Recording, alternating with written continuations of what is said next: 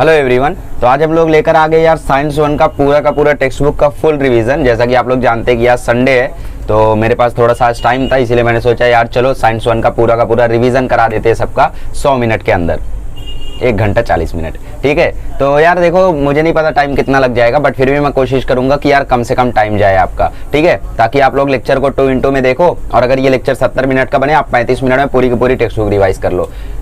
Warning, ये उन्हीं के लिए हेल्पफुल है जिनको थोड़ा बहुत कंसेप्ट आता है, ये उनके लिए बिल्कुल भी हेल्पफुल नहीं है जिन्होंने कुछ भी नहीं पढ़ा है। ठीक है, तो आपने अगर कुछ भी नहीं पढ़ा है तो आप इसको सुनोगे, आपको लगेगा यार कितना तेज ये बकबक कर रहा है, क्या क्या बोल रहा है, क्या क्या चल रहा है, वो सब नहीं समझेगा आपको। बट फिर भी अगर आप लेक्चर देखते हो तो आप लोगों को हो सकता है ऑब्जेक्टिव्स में 1-2 क्वेश्चन यहाँ से फंस जाए। ठीक है, बाकी जिन्होंने सब कुछ पढ़ रखा है उनको कुछ एक्स्ट्रा ज्ञान मिल जाएगा। ठीक है, तो आज हम लोग पढ़ने वाले पूरा का पूरा साइंस 1 और कोशिश करेंगे हर एक चैप्टर को खटाखट उड़ा दे। ठीक है, तो सबसे पहले आते हैं ग्रेविटेशन चैप्टर पे। ग्रेविटेशन की बात करें तो इसमें सबसे पहले आता है ग्रेविटेशनल लॉ। ग्रेविटेशनल लॉ कहता है कि 2 बॉडीज हमेशा एक दूसरे को अट्रैक्ट करती है। ठीक है, चाहे ये मार्कर और बोर्ड हो, चाहे मैं और आप हो, चाहे मैं और मेरी मोबाइल हो, कोई भी हो, तो हम लोग क्या करते हैं, एक दूसरे को हमेशा अट्रैक्ट करते हैं। जैसे सामने मेरा फोन है और यहाँ मैं हूँ, मेरी मोबाइल मुझे अट्रैक्ट कर रही है, मैं मोबाइल को अट्रैक्ट कर रहा हूँ। ठीक है, बट हम लोग अट्रैक्ट क्यों नहीं हो रहे? क्योंकि जो अर्थ है वो हमसे ज्यादा फोर्स से हमें अट्रैक्ट कर रहा है। ठीक है, तो अर्थ का जो फोर्स है वो हमसे कहीं गुना ज्यादा है। हमारे बीच में कितना फोर्स होगा यार? बहुत कम। और अर्थ और हमारे बीच में कितना फोर्स है? बहुत ज्यादा। क्यों? क्योंकि अर्थ का मास बहुत ज्यादा है। ठीक है, तो उसके कारण हम लोग अट्रैक्ट नहीं हो रहे। ठीक है, तो फोर्स ऑफ अट्रैक्शन जो होता है ग्रेविटेशनल लॉ के हिसाब से, वो डायरेक्टली प्रोपोर्शनल होता है प्रोडक्ट ऑफ मासेस के। जिन 2 बॉडीज का हम लोग निकाल रहे हैं उनके मासेस के प्रोडक्ट के, m1 m2 के, और इनवर्सली प्रोपोर्शनल होता है उनके बीच की डिस्टेंस के। अब इससे क्वेश्चन कैसे बनता है? देखो, क्वेश्चन में आप लोगों को पूछ लेगा कि अगर 2 बॉडीज के बीच का फोर्स ऑफ अट्रैक्शन F है, उसके बाद उनके बीच की डिस्टेंस को अगर आधा कर दिया जाए, मतलब उनके बीच की डिस्टेंस को अगर आधा कर दिया जाए, तब फोर्स ऑफ अट्रैक्शन क्या होगा?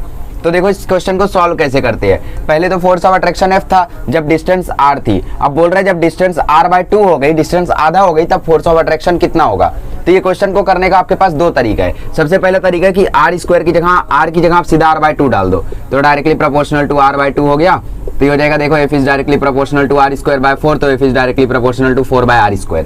तो इसका मतलब देखो 4 आ गया यहाँ पे, पहले 1 गुना था, अब 4 गुना है। तो इसका मतलब डिस्टेंस आधा हुई तो फोर्स 4 गुना बढ़ जाएगी, क्योंकि स्क्वायर है ना, ऐसा बोल रहा है। ठीक है, इसका दूसरा तरीका क्या है? डायरेक्टली इनवर्सली प्रोपोर्शनल का मतलब क्या होता है? इसको मैं क्रॉस मल्टीप्लाई कर दूं, तो FR² इक्वल टू क्या आ जाएगा? FR² इक्वल टू आ जाएगा कोई कांस्टेंट।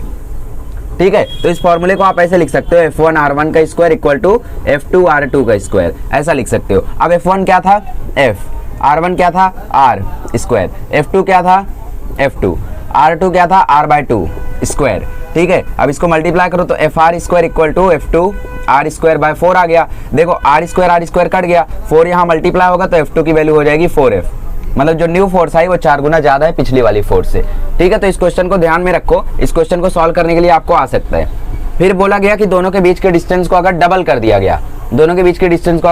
दिया गया, मतलब R की वैल्यू 2R हो गई, तो फोर्स ऑफ अट्रैक्शन 4 गुना कम हो जाएगी। ठीक है, तो ये क्वेश्चन आई हम पे, तीनों लॉस केपलर के अच्छे से देख लो। ठीक है, याद कर लो। पहला लॉ क्या कहता है? Orbit of a planet is an ellipse. मतलब जो आप सोचते हो कि ऑर्बिट जो सर्कुलर है वो सर्कुलर नहीं है, वो कैसा? वो एलिप्टिकल है। ठीक है, एलिप्स कैसा होता है? एलिप्स ऐसा होता है। ठीक है, इसके बारे में ज्यादा मत सोचो, अगले साल पढ़ लेना। फिर बोला है line joining the planet and the sun sweeps equal area in equal interval of time. मतलब कि जो सन है वो जो मतलब प्लेनेट जो होते हैं और जो सन होता है, उसमें जब प्लेनेट रिवॉल्व करता है तो वो इक्वल इंटरवल ऑफ टाइम में इक्वल डिस्टेंस को स्वीप करता है, मतलब यूनिफॉर्म मोशन करता है, यूनिफॉर्म मोशन। ठीक है, मतलब इक्वल टाइम में इक्वल डिस्टेंस को वो कवर करता है। थर्ड लॉ कहता है कि T² is directly proportional to R³। इसके ऊपर न्यूमेरिकल तो वैसे नहीं आते हैं जनरली, सॉरी सुबह का टाइम है, तो चांसेस है तो T²/R³ इक्वल टू K होता है। याद रखो, ये आपको ट्रू और फॉल्स में पूछ सकता है कि यार दिया हुआ रिलेशन ट्रू है या फॉल्स है। उसमें आपको T is directly proportional to R² दे दिया तो वो फॉल्स हो जाएगा, ऐसा दिया तो ही ट्रू होगा। ठीक है, ग्रेविटेशनल लॉ मैंने बता दिया। फिर यहाँ पे देखो मैग्नीट्यूड ऑफ सेंट्रीपिटल फोर्स बोला है, बट सेंट्रीपिटल फोर्स आपका रिड्यूस्ड है तो ये भी रिड्यूस्ड हो जाएगा। High tide low tide reduced है। अर्थ ग्रेविटेशनल फोर्स, ग्रेविटी की बात करें, आई एम सॉरी, ठीक है। अब देखो आपका जो ग्रेविटेशनल फोर्स है F वो क्या है, वो है Gm1m2/r²। और जो नॉर्मल फोर्स होता है वो क्या होता है, मास इंटू एक्सेलरेशन। बट अगर हम लोग अर्थ के ग्रेविटी की बात करें तो अर्थ की ग्रेविटी पे एक्सेलरेशन किसके कारण होता है, ग्रेविटी के कारण। तो F = mg हो जाएगा। देखो ये भी फोर्स है ये भी फोर्स है, तो मैं दोनों को इक्वेट कर देता हूँ। तो mg = आ गया Gmm/r², छोटा m कैंसिल, तो g की वैल्यू आ गई बड़ा G बड़ा m/r²। ये होती है हमारी अर्थ की ग्रेविटेशनल एक्सेलरेशन। यहाँ पे आप g की वैल्यू डालो 6.67 × 10⁻11। अरे बाबा वैल्यू भी भूल गया मैं, क्या बात है। हाँ यही है। मास का वैल्यू डालो, अर्थ का मास कितना है, अर्थ का मास है 64,000 kg, कितने, तो 6.4 × 10⁻6 ग्राम, ठीक है, डिवाइडेड बाय r²। r मतलब अर्थ का रेडियस, अर्थ का रेडियस कितना है, अर्थ का रेडियस, अच्छा अर्थ का रेडियस है 64,000 और अर्थ का मास है 6 × 10⁻24, ठीक है। तो 6.4 × 10⁻6 मीटर। अब इसको जब आप कैंसलेशन वगैरह करोगे तो g की वैल्यू आती है 9.77 metre per second square, which is nearly equal to 9.8 metre per second square, ठीक है। तो आपको एग्जाम में कभी अगर ऐसा दे दे कि g = दिस मच, तो आपको यहाँ पहचानने में आना चाहिए ये अर्थ का मास है, ये अर्थ का रेडियस है और ये बड़े g की वैल्यू है, तो इसका आंसर 9.8 आना मांगता है, ठीक है। तो इस तरीके से आप लोगों को सॉल्व करना रहेगा इसको। आगे बढ़ते हैं, 9.77 लिख देना आंसर में, 9.8 मत लिखना, ठीक है। अब देखो changes in value of G, value of G कैसे कैसे बदलती है, तीन चीजों पर डिपेंड करती है, एक सरफेस पे, एक हाइट पे और दूसरा डेप्थ पे। अभी के लिए आप लोग रट लो, बाद में जाओगे तो आप लोगों को डिटेल में समझाया जाएगा, 11th में मेरे वीडियोस हैं, ठीक है। तो जी की जो वैल्यू है वो देखो दो जगह पर चेंज होती है, उसकी वैल्यू स्मॉलेस्ट है पोल पे और हाईएस्ट है इक्वेटर पे, ठीक है। हाईएस्ट है इक्वेटर पे, हाईएस्ट है इक्वेटर पे, क्यों होता है ये सब छोड़ दो, स्मॉलेस्ट है पोल पे, ये सब एमसीक्यूज बन सकते हैं देखो आपको, ठीक है। पोल पे कितना है भाई 9.78, the value of g is highest at the poles, sorry poles पे हाईएस्ट है, आई एम सॉरी, पोल्स पे हाईएस्ट है और स्मॉलेस्ट है इक्वेटर पे, ठीक है। इक्वेटर पे 9.78 और पोल्स पे 9.832। वैल्यूज उतनी इंपॉर्टेंट नहीं है, बट कहाँ हाईएस्ट है कहाँ लोवेस्ट है वो याद रखना आप लोग, ठीक है। तो रेडियस की बात कर रहा था कि रेडियस जो होता है, ये जो r है ये पोल्स पे हाईएस्ट, ये पोल्स पे स्मॉलेस्ट है, तो r की वैल्यू जितनी छोटी होगी g की वैल्यू उतनी ज्यादा होगी, तो इसलिए पोल्स पे जो g की वैल्यू है वो हाईएस्ट है, ठीक है। याद रखो जहां r हाईएस्ट है वहां g लोवेस्ट होगा, जहां g हाईएस्ट है वहां r लोवेस्ट होगा, इनवर्स है ना, इनवर्सली प्रोपोर्शनल है। चेंज विथ हाइट क्या होता है, जैसे जैसे आप ऊपर जाते हो जी की वैल्यू घटती है। चेंज विथ डेप्थ क्या होता है, जैसे जैसे आप नीचे जाते हो जी की वैल्यू बढ़ती है, दैट्स इट।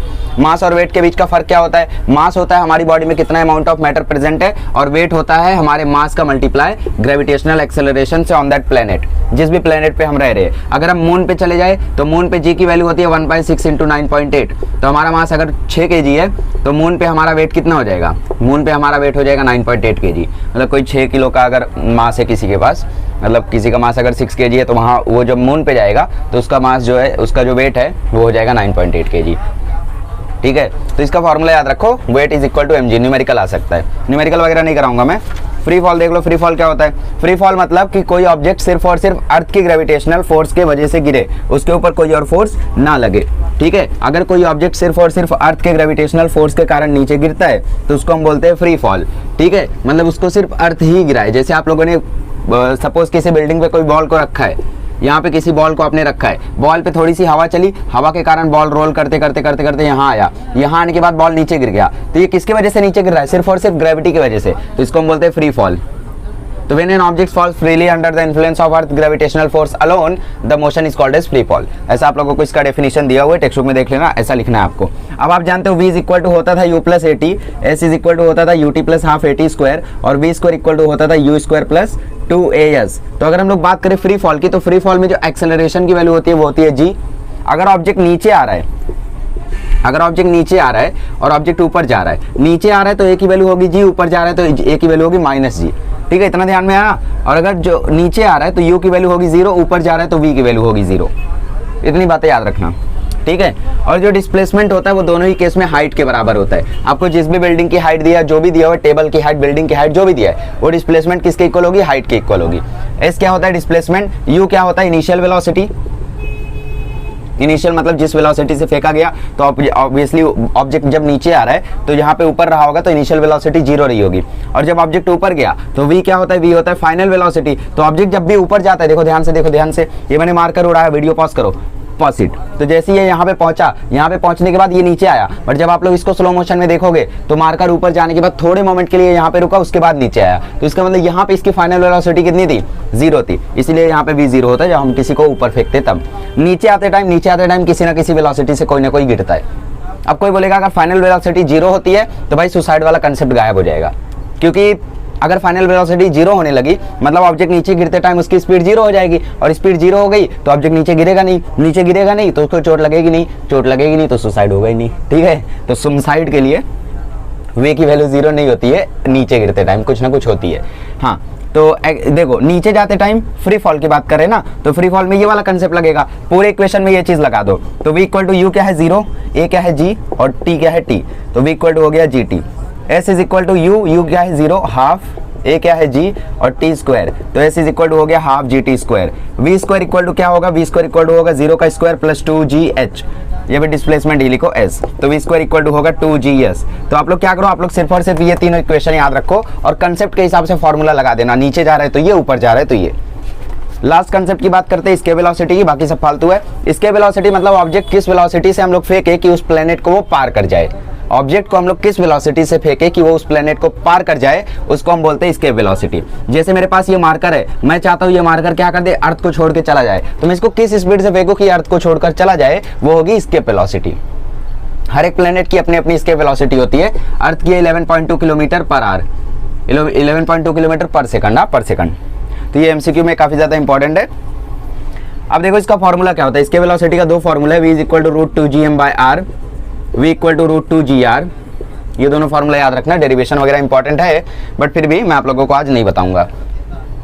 फॉर्मूला याद रखो दोनों, v is equal to √2gm/r। ये वाला फॉर्मूला कैसे आया बता देता हूँ। देखो क्या करो आप लोग, ये जो है ना √2gm/r, इसमें आप r और r से मल्टीप्लाई करो, r और r से जब आप मल्टीप्लाई करोगे तो ये बन जाएगा √2gm/r अपॉन r स्क्वायर। अब मुझे बताओ gm/r स्क्वायर क्या होता है, gm/r स्क्वायर अभी हमने छोटे g की वैल्यू लिखी थी, तो वही छोटा g आ गया r साइड में और 2 साइड में, तो v इक्वल टू √2gr। ये इसके वेलोसिटी है, ये भी इसके वेलोसिटी है, दोनों फार्मूला चलता है बट ज्यादा फेमस है ये वाला। तो आपको किसी भी प्लेनेट का मास दे दिया, ग्रेविटेशनल वैल्यू आपको पता है कितना होता है, 6.67 × 10⁻11 न्यूटन मीटर स्क्वायर पर केजी, न्यूटन मीटर स्क्वायर पर केजी स्क्वायर। ठीक है, तो आप लोग को यूनिट्स भी याद रखनी है, यूनिट्स आप लोग निकाल लेना जी की। कैसे निकालोगे, देखो f इज इक्वल टू होता है gm1m2/r स्क्वायर, तो r स्क्वायर वहां भेज दो तो fr square by m square equal to g। तो f क्या है न्यूटन में, r क्या है मीटर में, तो न्यूटन मीटर स्क्वायर, और मास स्क्वायर मतलब पर केजी स्क्वायर, तो g की यूनिट होती है न्यूटन मीटर स्क्वायर पर केजी स्क्वायर। ठीक है, इसी के साथ आपका ग्रेविटेशन खत्म होता है। आगे बढ़िए, पहले चैप्टर को हमें सिर्फ 12 मिनट लगे, वो 2 घंटे का चैप्टर हमने 1 घंटे में निपटा दिया, 12 मिनट में निपटा दिया। आते हैं पीरियोडिक क्लासिफिकेशन ऑफ एलिमेंट में, जिसमें हम लोग क्लासीफाई करने वाले हैं सारे एलिमेंट्स को जितने भी आज तक डिस्कवर हुए। तो इन सभी डिस्कवर्ड में सबसे पहले जो कंसेप्ट आया था वो आया था डोबेरिनर-स्ट्राइड्स का। ठीक है, इनका कंसेप्ट इंपॉर्टेंट है, न्यूलैंड्स फालतू है, मेंडलीव इंपॉर्टेंट है, मॉडर्न पीरियोडिक टेबल उतना इंपॉर्टेंट नहीं है बट मेंडलीव वाला सबसे इंपॉर्टेंट है। डोबेरिनर-स्ट्राइड्स का क्या कहना था कि सपोज हमें 3 एलिमेंट्स हैं, ठीक, उस टाइम क्या था, उस टाइम 18 एलिमेंट ही नोन थे। तो उन्होंने क्या बोला, उन्होंने बोला हम लोग 3 एलिमेंट की जोड़ी उठाएंगे जिनका जो केमिकल प्रॉपर्टी होगा वो सेम होगा। हम 3 एलिमेंट की जोड़ी उठाएंगे जिनका केमिकल प्रॉपर्टी सेम होगा, ठीक, 3 एलिमेंट उठाए इसीलिए ट्राइड्स। और फिर उन तीनों एलिमेंट को हम लोग ऐसा लगाएंगे कि जो लास्ट के 2 एलिमेंट होंगे उनका जो मीन आएगा वो बीच वाले एलिमेंट के इक्वल होगा। किसका मीन, एटॉमिक मास का। जैसे उन्होंने लिया लिथियम, सोडियम और पोटेशियम, तो लिथियम का जो एटॉमिक नंबर होता है वो होता है 6.9 और इसका होता है 39.1। सही है, देखना पड़ेगा, छापना पड़ेगा, 39.1 है, सही है, हाँ सही है। तो यहाँ पे देखो इन दोनों को अगर आप जोड़ोगे 6.9 प्लस 39.1, ये क्या है, ये है atomic mass. Atomic number, atomic mass number, atomic number होता है number of proton, atomic number होता है नंबर ऑफ प्रोटॉन, और एटॉमिक नंबर होता है नंबर ऑफ इलेक्ट्रॉन। आपको बचपन से बताया जाता है कि नंबर ऑफ इलेक्ट्रॉन होता है बट रियलिटी यही है कि वो नंबर ऑफ प्रोटॉन होता है। तो इलेक्ट्रॉन ही याद रखो इस चैप्टर के लिए, IMP है। ठीक है, एटॉमिक मास नंबर की बात करें तो वो होता है number of proton plus number of neutron, number of proton plus number of neutron. ठीक है, इलेक्ट्रॉन को क्यों नहीं लिया जाता, बिकॉज इलेक्ट्रॉन का मास नेग्लिजिबल होता है। ठीक है, 6.9 प्लस 39.1 डिवाइडेड बाय 2, इसका क्या आएगा आंसर, 46/2 23। और ये जो 23 है ना वो सोडियम का एटॉमिक नंबर है, एटॉमिक मास नंबर है। तो इन्होंने ऐसे ही अपना ट्राइड्स बनाया 3-3 एलिमेंट्स का। आपको एग्जाम में इसके ऊपर क्वेश्चन ऐसे आएगा, उन्होंने बोला डोबेरिनस ट्राइड्स में 3 एलिमेंट है, ए बी और सी, ठीक है, ऐसा है। अगर ए का एटॉमिक मास नंबर 5 है और सी का एटॉमिक मास नंबर 25 है, तो तुम डोबेरिनस ट्राइड्स के हिसाब से बताओ बी का कितना होगा। तो हमें पता है लास्ट वाले 2 का अगर हम सम करके मीन निकालेंगे, मीन निकालना मतलब sum of all observation upon number of observation, तो सम ऑफ ऑल ऑब्जर्वेशन मतलब 25 + 5, नंबर ऑफ ऑब्जर्वेशन मतलब 1 + 1 2, ठीक है। तो यह आया 30/2, मतलब यह आया 15। तो बी का एटॉमिक मास नंबर कितना होगा 15। तो ये था हमारा डोबेरिनस ट्राइड्स, बट इनका लॉ आगे चल के फेल होता गया। न्यूलैंड्स लॉ ऑफ ऑक्टेव फालतू है, इन्होंने म्यूजिकल नोट्स के हिसाब से अरेंज किया था, जिसमें हर एक 8वें एलिमेंट की प्रॉपर्टी पहले एलिमेंट की प्रॉपर्टी के सिमिलर थी। स्टेटमेंट याद रखना बस। मेंडलीव पीरियोडिक टेबल की बात करें तो इनका जो मेरिट्स है, इनका जो डीमेरिट्स है, इसको अच्छे से याद रखना। मेरिट्स क्या क्या है? मेरिट्स ये है कि इन्होंने कई सारे एलिमेंट्स के जो एटॉमिक मास नंबर है उनको दोबारा से चेक करवाया था, ठीक, और इसके कारण उन्हें काफी हेल्प मिली, बिकॉज बेरिलियम का जो एटॉमिक मास नंबर है वो डिटरमाइन किया गया था 14.09, और जब इन्होंने दोबारा से चेक करवाया तो वो निकला 9.4, है ना। इसके कारण देखो पीरियोडिक टेबल में प्रॉब्लम आती थी, क्योंकि लोगों ने कैसे अरेंज किया था, चाहे वो डोबेरिनर हो, चाहे वो न्यूलैंड्स हो, चाहे वो मेंडलीव हो, हर एक ने एलिमेंट्स को एटॉमिक मास नंबर के ही हिसाब से अरेंज किया था, एटॉमिक मास नंबर के हिसाब से। सिर्फ हेनरी मोसले ने जो मॉडर्न पीरियोडिक टेबल बनाया उसमें छोटा सा चेंज लाया, क्या किया उन्होंने, एटॉमिक नंबर से अरेंज कर दिया और सब काम सही हो गया। तो मेंडलीव ने क्या किया, सबसे पहले इन्होंने एटॉमिक मास नंबर चेक करवाया बेरिलियम का, तो वो 14.09 से 9.4 पे करेक्ट किया गया। दूसरी चीज मेंडलीव ने एल्यूमिनियम के बगल में, सिलिकॉन के बगल में और बोरॉन के बगल में 3 खाली जगह छोड़ी थी और बोला था यहाँ पे एलिमेंट आएगा, उसका नाम रखा था ई का बोरॉन, ई का एल्यूमिनियम, ई का सिलिकॉन। और जब एलिमेंट्स डिस्कवर हुए तो इन्होंने जो जो प्रॉपर्टी बोली थी उनकी वो प्रॉपर्टी एकदम सेम निकली, और पब्लिक हैंग कि यार एलिमेंट डिस्कवर नहीं हुए थे, बंदे ने बोल दिया था यहाँ पे एलिमेंट आएगा, उसकी ऐसी प्रॉपर्टी होगी, उसकी वैसी प्रॉपर्टी होगा, उसका ये होगा, उसका वो होगा, सब सही निकला। भाई तो भगवान है। तो मेंडलीव भी खुश, पब्लिक भी खुश, पब्लिक हैंग एकदम, पब्लिक ने भगवान मान लिया इनको, ठीक है। और फिर उसके बाद इनको काफी ज्यादा फेम मिल गया, और इसी के कारण इनका जो मॉडर्न पीरियोडिक टेबल है, इनका जो मेंडलीव का पीरियोडिक टेबल है उसको एक्सेप्ट कर लिया गया, ठीक है। अच्छा, अब आगे बात करते हैं। हाँ, तो नोबल गैसेस के लिए इनके पीरियोडिक टेबल में जगह नहीं थी, बट जब वो डिस्कवर हुए तो इन्होंने सेपरेट एक ग्रुप बना दिया, ग्रुप 18, और वहां पे रख दिया। प्रॉब्लम क्या क्या थी कि जो एटॉमिक मास नंबर था कोबाल्ट और निकल का, कोबाल्ट और निकल का एटॉमिक मास नंबर जो था वो सेम था। होल एटॉमिक मास नंबर मतलब अगर कोबाल्ट का 23.1 सपोज, हाँ सपोज है नहीं, उसका 23.1, तो इसका आप लोग देखो पहले क्या था, पहले हम लोग एटॉमिक मास नंबर को ज्यादा डिजिट तक नहीं निकाल सकते थे एक्यूरेटली। तो क्या बताइए 23.12 हो या 23.13 हो, बट अभी के लिए क्या है 23.1 है, तो इसलिए दोनों में एम्बिग्यूटी थी कि रखे कहाँ पे। फिर आइसोटोप्स जो डिस्कवर हुए, आइसोटोप्स जब डिस्कवर हुए तो मेंडलीव के पीरियोडिक टेबल में उनके लिए जगह नहीं थी, क्योंकि उनका केमिकल प्रॉपर्टी जो रहता है वो सेम रहता है, बट एटॉमिक मास डिफरेंट रहता है। तो इन्होंने एटॉमिक मास के हिसाब से लगाया था सबको, तो अब रखे कहाँ, हाइड्रोजन, ड्यूट्रियम, ट्रिटियम, है ना ये आइसोटोप्स। जब एलिमेंट्स को एटॉमिक मास के हिसाब से अरेंज किया गया था तो उनके बीच में जो राइज था वो यूनिफॉर्म नहीं था, मतलब पहले का अगर एटॉमिक मास नंबर 15 है, दूसरे का 18 है, तो तीसरे का 24 आ जा रहा है, फिर 30 आ जा रहा है, फिर 32 आ जा रहा है। तो ये राइज देख रहे हो यूनिफॉर्म नहीं है। अभी जैसे पीरियोडिक टेबल अपना मॉडर्न वाला है उसमें कैसा 1 2 3 4 5 6 7 8 9 10 11 12 यूनिफॉर्म है ना, बट इधर देखो 15 18 24 गैप ज्यादा आ गया, 30 गैप कम हो गया, 32। तो ये राइज ठीक नहीं है इसमें। थर्ड प्रॉब्लम ये थी। चौथी चीज हाइड्रोजन को कहाँ रखा जाए वो दिक्कत थी, क्योंकि हाइड्रोजन की प्रॉपर्टीज हाइड्रोजन के इक्वल थी, बट उसका मॉलिक्यूलर फॉर्मूला वगैरह मेटल से मैच करता था। आज भी एम्बिग्यूटी है हाइड्रोजन को लेकर, आप सॉल्व कर देना। मॉडर्न पीरियोडिक टेबल की बात करें तो उसका स्ट्रक्चर देख लेना, बाकी सारी चीजें देख लेना। मॉडर्न पीरियोडिक टेबल में एस ब्लॉक है, डी ब्लॉक है, पी ब्लॉक है और एफ ब्लॉक है। एस ब्लॉक में ग्रुप 1 को बोला जाता है अल्कली मेटल, ग्रुप 2 को बोला जाता है अल्कलीन अर्ध मेटल, डी ब्लॉक को बोला जाता है ट्रांजिशन एलिमेंट, ठीक है, ए ब्लॉक को inner transition element, P block को कुछ नहीं, ग्रुप 17 को हाइड्रोजन, ग्रुप 18 को जीरो ग्रुप या नोबल गैसेस ग्रुप, ठीक है। इसमें आपका इंपॉर्टेंट है इलेक्ट्रॉनिक कन्फिग्रेशन, तो मैं इलेक्ट्रॉनिक कन्फिग्रेशन बता देता हूँ, फिर ट्रेंड बता देता हूँ, फिर चैप्टर खत्म। चलिए, इलेक्ट्रॉनिक कन्फिग्रेशन क्या होता है। सपोज किसी का एटॉमिक नंबर 30 है, किसी का एटॉमिक नंबर 32 है, किसी का एटॉमिक नंबर 24 है, किसी का 17 है, किसी का 12 है। तो इलेक्ट्रॉनिक कन्फिग्रेशन में याद रखो, पहले शेल में हमेशा होते हैं 2 इलेक्ट्रॉन, दूसरे शेल में होते हैं 8 इलेक्ट्रॉन, तीसरे शेल में 8, चौथे शेल में 18। इससे आगे नहीं जाओगे, टेंशन मत लो। पहले शेल में 2 इलेक्ट्रॉन, दूसरे में 8, तीसरे में 8, चौथे में 18। याद हो गया। चलो, अगर किसी का एटॉमिक नंबर 12 है तो इसका इलेक्ट्रॉनिक कन्फिग्रेशन क्या होगा। इलेक्ट्रॉनिक कन्फिग्रेशन मतलब कौन से शेल में कितने इलेक्ट्रॉन है वो ऐसा कर्ली ब्रैकेट में लिख के दिखाना। तो पहले ब्रैकेट में पहले शेल में हमें पता है 2 आएगा, तो यहाँ पे आ गया 2, 12 में से 2 माइनस करो कितना बचा 10। अब दूसरे शेल में 8 आएगा तो हमने लिख दिया 8, 10 में से 8 माइनस करो बचा कितना 2, ठीक है। तो मतलब तीसरे शेल में 8 तो आ सकता है, बट बचा कितना सिर्फ 2, तो तीसरे शेल में आएगा सिर्फ 2, ये इलेक्ट्रॉनिक कन्फिग्रेशन होता है। ऐसे 17 का करो, पहले शेल में 2, दूसरे में 8, बचा कितना 2 8 10, 17 - 10 7 बचा। तीसरे में 8 आ सकता है बट बचा तो 7 ही है, तो इसका मतलब 2 8 7। इसका करो 2 8, अब 10 माइनस करो, 24 में से 10 गया 14। तीसरे में 8 आ सकता है बट 14 बचा है, तो 8 लिख दो पहले। अब 14 में से 8 माइनस करो 6, चौथे में 18 आ सकता है बट 6 ही बचा है, तो यहाँ पे आएगा सिर्फ 6। इसका करो 2 8 8 18, 2 8 8 कितना हो गया 18, 32 में से 18 गया तो 14 बचा। अब तीसरे शेल में, चौथे शेल में 18 आ सकता है बट 14 ही बचा है, तो 2 8 8 14। फिर 30 का करो 2 8 8 12। ठीक है, ऐसे आप लोग इलेक्ट्रॉनिक कन्फिग्रेशन घर पे कर लो। 25 28 30 32, 25 28 30 12 16, ठीक है 6 5 4, इनका इलेक्ट्रॉनिक कन्फिग्रेशन करके चेक कर लेना अपने आप। ठीक है, अब इलेक्ट्रॉनिक कन्फिग्रेशन से पीरियड, ग्रुप और वैलेंसी कैसे पता करते हैं। वैलेंसी मतलब क्या होता है, वैलेंसी मतलब होता है एक इलेक्ट्रॉन, एक एलिमेंट कितना इलेक्ट्रॉन ले सकता है या कितना इलेक्ट्रॉन दे सकता है, वो होती है वैलेंसी। वैलेंसी मतलब एक एलिमेंट कितना इलेक्ट्रॉन दे सकता है, कितना इलेक्ट्रॉन ले सकता है, वो होती है वैलेंसी। ठीक है, सपोज किसी का इलेक्ट्रॉनिक कन्फिग्रेशन ये है, तो मेरी बात को ध्यान से सुनना, बहुत इंपॉर्टेंट चीज मैं बताने जा रहा हूं। जो पीरियड होता है ना, वो होता है number of shells, number of shells. Group होता है वैलेंस इलेक्ट्रॉन,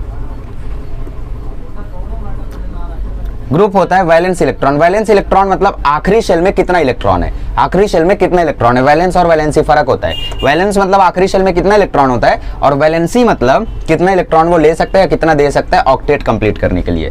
ठीक है, ये हो गया हमारा पीरियड और ग्रुप। अब मुझे बताओ यहाँ पे कितने शेल्स है, 2 8 7, यहाँ पे 3 शेल्स हैं, तो इसका मतलब ये है थर्ड पीरियड का, ऐसे पता करना। ग्रुप की बात करें तो यहाँ पे वैलेंस इलेक्ट्रॉन कितने 7, ठीक है, बट ये हम लोगों का क्या है, ये हम लोगों का फ्लोरीन है जो कि क्लोरीन है, जो कि ग्रुप 17 में आता है। तो ऐसे क्वेश्चन आपको नहीं आएंगे। क्वेश्चन देखो ऐसा आएगा, जैसे आप लोगों को मैं बता दूं 11 का, 11 किसका एटॉमिक नंबर है, 11 की बात करें तो ये हम लोगों का सोडियम का है ना, तो सोडियम का इलेक्ट्रॉनिक कन्फिग्रेशन हो जाएगा 281, इतना हुआ। अब यहाँ पे मुझे बताओ कितने शेल्स हैं, कितने शेल्स है वो कैसे पता करते हैं, कितने शेल्स यहाँ पे, पहले शेल में 2, दूसरे में 3, दूसरे में 8, तीसरे में 1, तो मतलब 3 शेल है ना, तो ये थर्ड पीरियड का है, ऐसे पता करते हैं। आखिरी वाला जो इलेक्ट्रॉन है वो होता है वैलेंस इलेक्ट्रॉन। वैलेंस इलेक्ट्रॉन कितने 1, तो इसका मतलब ये है फर्स्ट ग्रुप का, और सोडियम आपका फर्स्ट ग्रुप में आता भी है।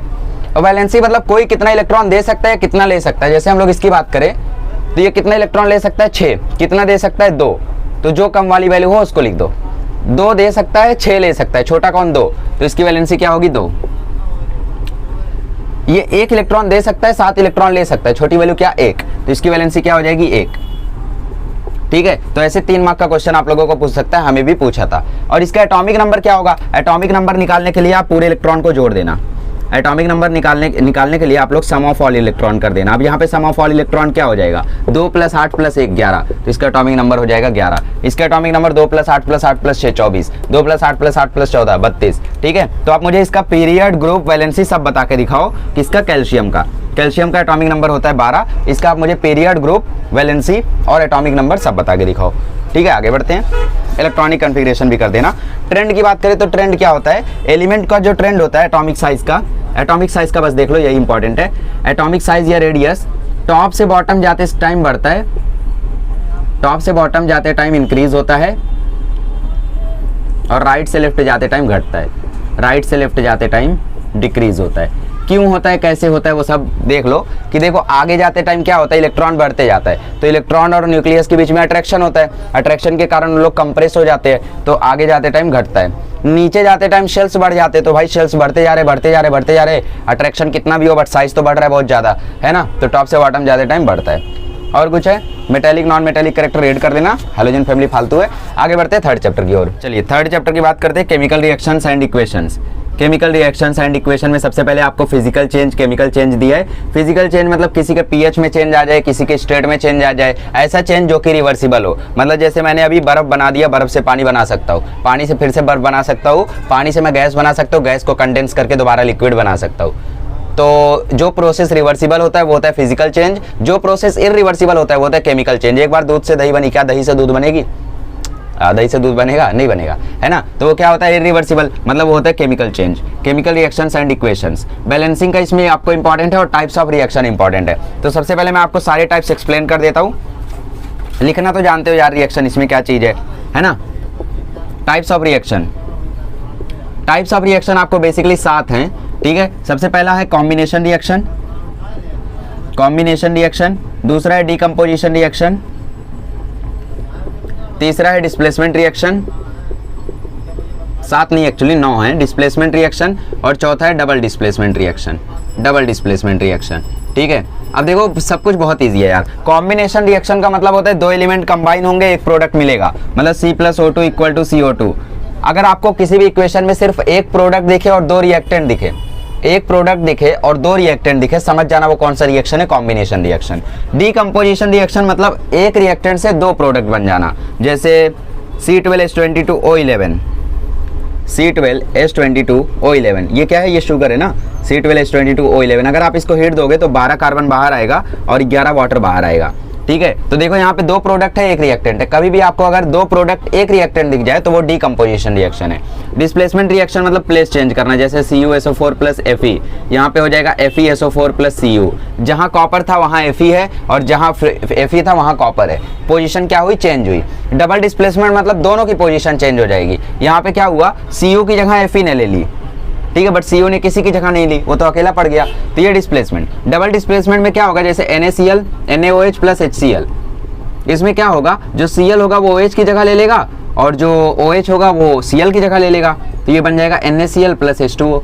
तो यहाँ पे दोनों ने अपनी अपनी पोजीशन एक्सचेंज कर ली, तो ये डबल डिस्प्लेसमेंट, ठीक है। डबल डिस्प्लेसमेंट का एक और एग्जांपल था। डेफिनेशन सबके याद करना, डेफिनेशन मैं नहीं बता रहा हूँ, मैं नहीं बताऊंगा, ठीक है।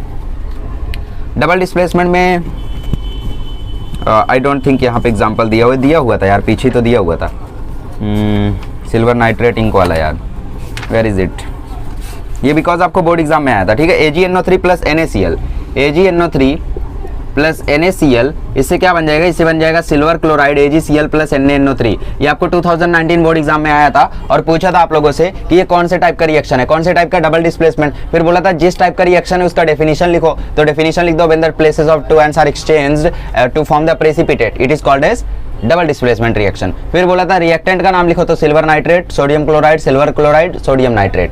फिर उसके बाद बोला था, बस इतना ही बोला था, 3 मार्क का आया था, ठीक है। तो ये क्वेश्चंस को अच्छे से ध्यान रखना। डिस्प्लेसमेंट मतलब एक की पोजीशन, डबल डिस्प्लेसमेंट मतलब दोनों की पोजीशन, डीकम्पोजिशन मतलब एक रिएक्टेंट से 2 या 2 से ज्यादा प्रोडक्ट बनना, कॉम्बिनेशन मतलब 2 या 2 से ज्यादा रिएक्टेंट से एक प्रोडक्ट बनना, ठीक है। आगे बढ़ते एक्सोथर्मिक एंडोथर्मिक देख लेते हैं, बिकॉज ये इजी होता है।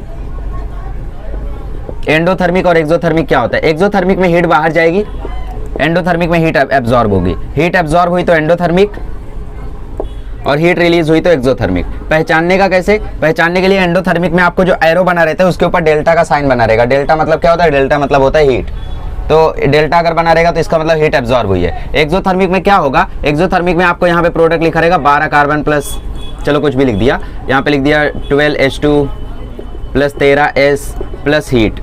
आपको प्रोडक्ट में अगर हीट लिखा हुआ है ऐसे तो इसका मतलब वो एक्सोथर्मिक रिएक्शन है। अगर आपको एरो के ऊपर डेल्टा बना है तो इसका मतलब वो एंडोथर्मिक रिएक्शन है। सिंपल। आगे बढ़ते हैं, ऑक्सीडेशन रिडक्शन रिडॉक्स देखते हैं। चलिए ऑक्सीडेशन और रिडक्शन में आप लोगों को समझा देता हूँ। देखो ऑक्सीडेशन रिडक्शन क्या होता है। ऑक्सीडेशन, ऑक्सीडेशन का मतलब होता है गेन ऑफ O2 या रिलीज ऑफ H2।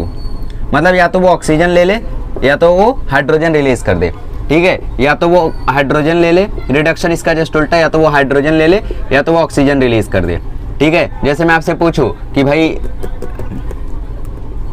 C+O2 बताओ कौन सा रिएक्शन है, तो यहाँ पे कार्बन ने ऑक्सीजन गेन कर लिया, तो ये कौन सा रिएक्शन है, ऑक्सीडेशन रिएक्शन, ठीक है। और एक रिएक्शन का एग्जांपल्स तो कई सारे हैं टेक्स्ट बुक में। Mg+O2 ये इससे मिला आपको 2MgO, बताओ ये कौन सा रिएक्शन है। मैग्नीशियम ने ऑक्सीजन गेन कर लिया तो ये ऑक्सीडेशन रिएक्शन है। MgH2 gives out Mg2 2Mg + H2, ठीक है। तो हाइड्रोजन रिलीज कर दिया तो ये कौन सा ऑक्सीडेशन। CH3 इसने भी हाइड्रोजन रिलीज कर दिया, कौन सा ऑक्सीडेशन, ठीक है। तो ऑक्सीडेशन रिएक्शन मतलब गेन ऑफ O2 और रिडक्शन मतलब gain of H2। Gain of H2 आप लोग कैसे डिफाइन कर सकते हो, जैसे H2 + I2, बताओ क्या आएगा प्रोडक्ट, 2HI इक्विलिब्रियम में होता है, छोड़ो 2HI आएगा, 2HI आएगा, ठीक है। तो इसका मतलब यहाँ पे हाइड्रोजन और आयोडीन कंबाइन हो गए तो गेन ऑफ H2 है यहाँ पे, तो ये रिडक्शन रिएक्शन है, ठीक है। इसको आप लोग ऐसे भी समझ सकते हो कि इसमें ऑक्सीडेशन नंबर घटता है, छोड़ो वो, ठीक है। तो गेन ऑफ H2 हुआ तो रिडक्शन, रिलीज ऑफ H2 हुआ तो ऑक्सीडेशन, गेन ऑफ O2 हुआ तो ऑक्सीडेशन, रिलीज ऑफ O2 हुआ तो रिडक्शन। अब जरा मैं एक रिएक्शन लिखता हूँ, ये बताओ CuO + H2, इससे प्रोडक्ट क्या आएगा, इससे प्रोडक्ट आएगा Cu + H2O। तो यहाँ पे क्या हुआ, ऑक्सीजन रिलीज हुआ, बट यहाँ से हाइड्रोजन ने ऑक्सीजन को कंबाइन कर लिया, तो पहले तो ऑक्सीजन रिलीज हुआ, तो इसका मतलब ये तो रिडक्शन हुआ, फिर हाइड्रोजन ने ऑक्सीजन को गेन कर लिया, तो इसका मतलब ये तो ऑक्सीडेशन हुआ, तो मतलब यहाँ पे दोनों हुआ, तो ये हो गया रेडॉक्स रिएक्शन। आपको एग्जाम में एग्जाम्पल पूछ लेगा, रेडॉक्स रिएक्शन का एग्जाम्पल दो। रेडॉक्स रिएक्शन मतलब ऐसा रिएक्शन जिसमें ऑक्सीडेशन रिडक्शन दोनों होता है। तो इसका एग्जाम्पल एक ये है और दूसरा एग्जाम्पल है 2H2S प्लस SO2। एग्जाम्पल से याद रखो यार, सारे रिएक्शन एक बार जरूर देख लेना। मैं कोशिश कर रहा हूँ सारे एग्जाम्पल्स कवर कर दूँ, बट फिर भी आप लोग एक बार देख के जाना। MnCl2 plus 2H2O plus Cl2, ठीक है। तो ये एग्जाम्पल्स है रेडॉक्स रिएक्शन के। आगे बढ़ते एक और चीज़ है, ऑक्सीडेशन का मतलब होता है लॉस ऑफ इलेक्ट्रॉन और रिडक्शन मतलब होता है गेन ऑफ इलेक्ट्रॉन, ठीक है। तो ऑक्सीडेशन मतलब लॉस ऑफ इलेक्ट्रॉन और रिडक्शन मतलब गेन ऑफ इलेक्ट्रॉन। जैसे मैं बोलूँ Fe से Fe2+ बना, तो यहाँ पे क्या हुआ, 2 इलेक्ट्रॉन रिलीज हो गया, 2 इलेक्ट्रॉन का लॉस हुआ, तो ये ऑक्सीडेशन रिएक्शन है। कभी भी इलेक्ट्रॉन के टर्म्स में भी पूछ सकता है आपसे, ठीक है। फिर यहाँ पे बोला O2 + 4H+, यहाँ से बना 4 इलेक्ट्रॉन प्लस 2H2, ये छोड़ो फालतू है, ठीक है। और क्या है, और क्या है, और क्या है, और कुछ नहीं, ये वाला इंपॉर्टेंट है। और अभी मैं आपको बोल दूँ Fe3+ से Fe2+ बना, तो यहाँ पे क्या हुआ, 3 इलेक्ट्रॉन मतलब पहले 3 इलेक्ट्रॉन निकाला हुआ था, बट अभी इसको 1 इलेक्ट्रॉन मिल गया, इसीलिए तो चार्ज कम हुआ। चार्ज कम हुआ मतलब 1 इलेक्ट्रॉन मिल गया, तो ये कौन सा रिडक्शन है, ये कौन सा, ये ऑक्सीडेशन है। जहाँ पे इलेक्ट्रॉन का लॉस हो वो ऑक्सीडेशन। सिंपल ट्रिक क्या है, ट्रिक सुनो। ट्रिक ऐसी है कि अगर आपको रिएक्टेंट में इलेक्ट्रॉन दिख जाए, अगर आपको रिएक्टेंट में इलेक्ट्रॉन दिख जाए तो वो होगा रिडक्शन। अगर आपको प्रोडक्ट में इलेक्ट्रॉन दिख जाए, अगर आपको प्रोडक्ट में इलेक्ट्रॉन दिख जाए तो वो होगा ऑक्सीडेशन। ये ट्रिक हर जगह नहीं काम करेगी, बट हाँ कई जगह पे काम करेगी। करोजन का जो फॉर्मूला होता है वो होता है Fe2O3.XH2O, Fe2O3.XH2O। XH2O क्यों, क्योंकि यहाँ पे कितने भी हाइड्रोजन और कितने भी पानी आ सकता है। रेंसिडिटी आई थिंक रिड्यूस्ड है, बट ये क्या होता है रेंसिडिटी, जब कुकिंग ऑयल को आप लोग काफ़ी ज़्यादा समय तक जो रख देते हो, उसके बाद जो उसमें से बदबू आती है, उसको हम लोग बोलते हैं रेंसिडिटी, ठीक है। तो देखो अब हम लोग रिएक्शन को बैलेंस करना सीख लेते हैं और रेट ऑफ रिएक्शन सीख लेते हैं। चलिए, so we were talking about rate of reaction. Rate of reaction देखो 5 चीज़ों पर डिपेंड करता है, मेरे साथ पढ़ते जाना, समझते जाना। पहले नेचर ऑफ द रिएक्टेंट, मतलब कैसे रिएक्टेंट है, कैसे रिएक्टेंट कंबाइन हो रहे। अब भाई तुमने ऐसा रिएक्टेंट लेकर आ गए जो कंबाइन होना ही नहीं चाहता है, तो रिएक्शन तो बहुत स्लो रहेगा ही। रेट मतलब स्पीड। दूसरा होता है size of the reactant, size of the particles of the reactant. मतलब यार तुम पानी में चॉक डालो वो नहीं घुलेगा, जल्दी नहीं घुलेगा, बट पानी में तुम चॉक का पाउडर डालो तुरंत घुल जाएगा। तो साइज भी मैटर करती है, size of the particle of the reactant, है ना। जैसे आप पानी में पाउडर डालो तुरंत घुल जाएगा, बट आप पानी में उसी पाउडर का अगर आप सॉलिड मतलब चॉक वॉक बना के डालो तो वो नहीं घुलेगा। तो साइज पर डिपेंड करता है। तीसरा आता है concentration, concentration of the reactant, मतलब आपने जो रिएक्टेंट लिया वो डाइल्यूट है या फिर कॉन्सेंट्रेटेड है। अब यहाँ पे जरूरी नहीं है कि आप डाइल्यूट लो या कॉन्सेंट्रेटेड लो। जैसे आप लोगों को बोला सल्फ्यूरिक एसिड का एग्जांपल, थोड़ा सा सल्फ्यूरिक एसिड कॉन्सेंट्रेटेड अगर आप 1 ड्रम फोड़ते हो पूरा एरिया गायब हो जाएगा, है ना, बिकॉज वो कॉन्सेंट्रेटेड है। कॉन्सेंट्रेटेड मतलब प्योर एकदम, डाइल्यूट मतलब उसमें पानी मिला रहेगा, एक्वस रहेगा। तो कहीं कहीं पे डाइल्यूट से तेज रिएक्शन होता है, कहीं कहीं पे कॉन्सेंट्रेटेड से। तो यहाँ पे आप डिफाइन नहीं कर सकते। साइज पे आप डिफाइन कर सकते हो, स्मॉल रहेगा तो तेज होगा, बड़ा रहेगा तो स्लो होगा। नेचर में ज़्यादा रिएक्टिव रहेगा जल्दी होगा, कम रिएक्टिव रहेगा लेट होगा। चौथा आता है टेम्परेचर।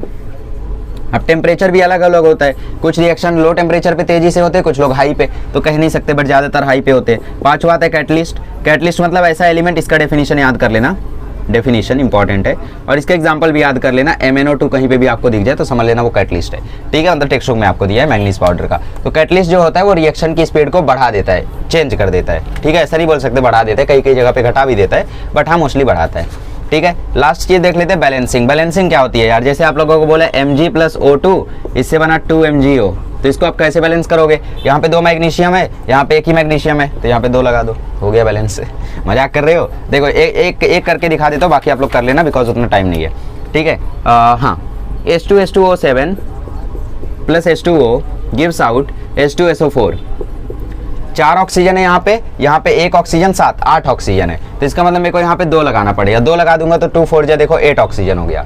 अब देखो यहाँ पे 4 हाइड्रोजन है, यहाँ पे 2 + 2 4 हाइड्रोजन है, यहाँ पे देखो 2 सल्फर है, यहाँ पे भी 2 सल्फर है, मतलब ये तो बैलेंस हो गया तुरंत, है, मजाक था। अब देखो SO2 + H2S, एक और करा देता हूँ जल्दी हो गया, तो S + H2O, यहाँ पे देखो 1 सल्फर है, यहाँ पे 2 सल्फर है, ठीक है। तो यहाँ पे 2 लगा दो, यहाँ पे 2 हाइड्रोजन है, यहाँ पे 2 हाइड्रोजन है, यहाँ पे 2 ऑक्सीजन है, बट यहाँ पे 1 ही ऑक्सीजन है, तो यहाँ पे भी 2 लगा दो। अब यहाँ 4 हाइड्रोजन हो गए, बट यहाँ पे तो 2 ही हाइड्रोजन है, तो यहाँ पे भी अब 2 लगा दो। तो यहाँ 4 हाइड्रोजन, यहाँ 4 हाइड्रोजन, यहाँ 2 + 1 3 सल्फर, यहाँ पे 2 ही सल्फर है तो यहाँ पे अब 2 से 3 कर दो, 3 सल्फर यहाँ पे, 3 सल्फर यहाँ पे, 2 ऑक्सीजन यहाँ पे, 2 ऑक्सीजन यहाँ पे, 4 हाइड्रोजन यहाँ पे, 4 हाइड्रोजन यहाँ पे, बैलेंस हो गया। तो ऐसे बैलेंसिंग करते आगे बढ़ते इफेक्ट ऑफ इलेक्ट्रिक करंट देखते हैं। देखो तो अभी 4th चैप्टर में आप लोगों को जो इंपॉर्टेंट है वो बताता हूँ। देखो Q = IT होता है, V = IR होता है, W = VQ होता है। V होता है पोटेंशियल डिफरेंस, I होता है करंट, I लिखो छोटा या बड़ा, दोनों I ही है, ठीक है, एक्चुअली 12th में, हाँ ठीक है। तो I करंट है, R है रेजिस्टेंस, मतलब वो चीज़ जो करंट को रेजिस्ट करती है, W है वर्क डन, Q है चार्ज, यूनिट बता देता हूँ, पोटेंशियल डिफरेंस की यूनिट वोल्ट, करंट की यूनिट एम्पियर, रेजिस्टेंस की यूनिट ओम, वर्क डन की यूनिट जूल और Q की यूनिट कूलम, ठीक है।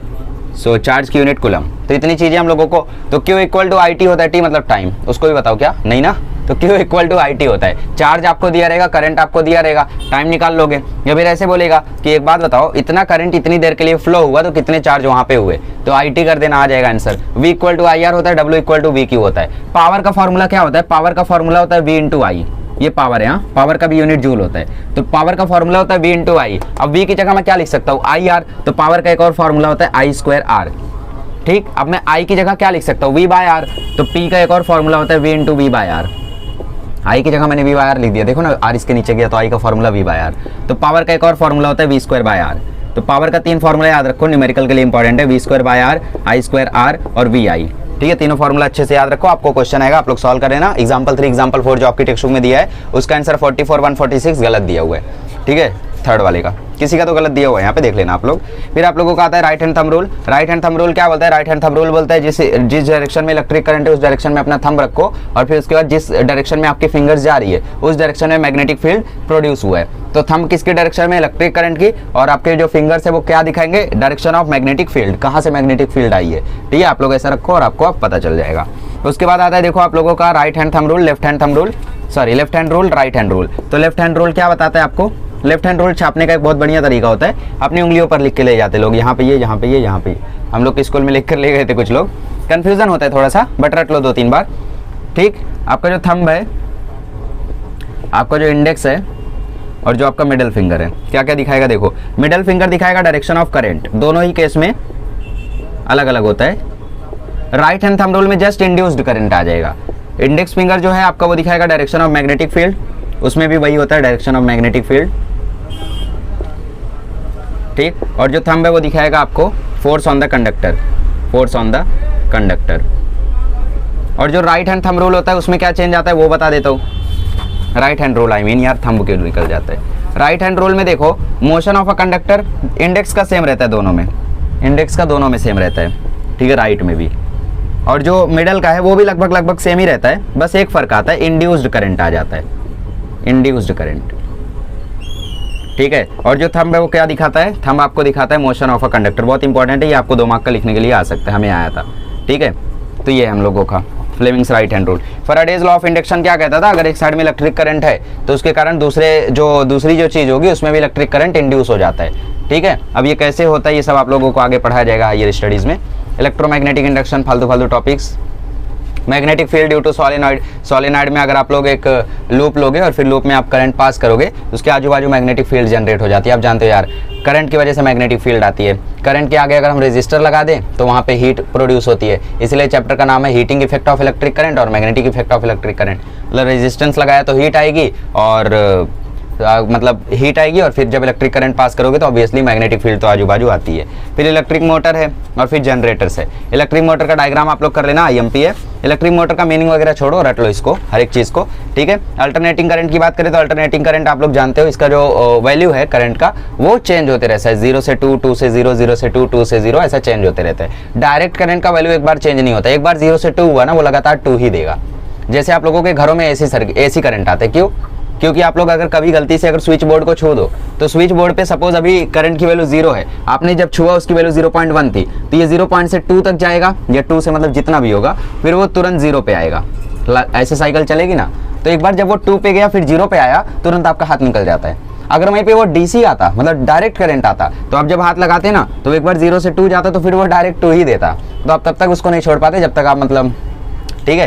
तो अल्टरनेटिंग करंट का यही फायदा है कि आप लोगों को अगर कभी गलती से स्विच बोर्ड आपने छू दिया तो उसकी वैल्यू जब 0 पे पहुंचेगी आप छुड़ा लोगे हाथ अगर चाहोगे तो, ठीक है। और डायरेक्ट करंट का यही घाटा है, एक बार वो 2 पे पहुंचा, एक बार वो 20 पे पहुंचा, वो लगातार फिर 20 ही देगा।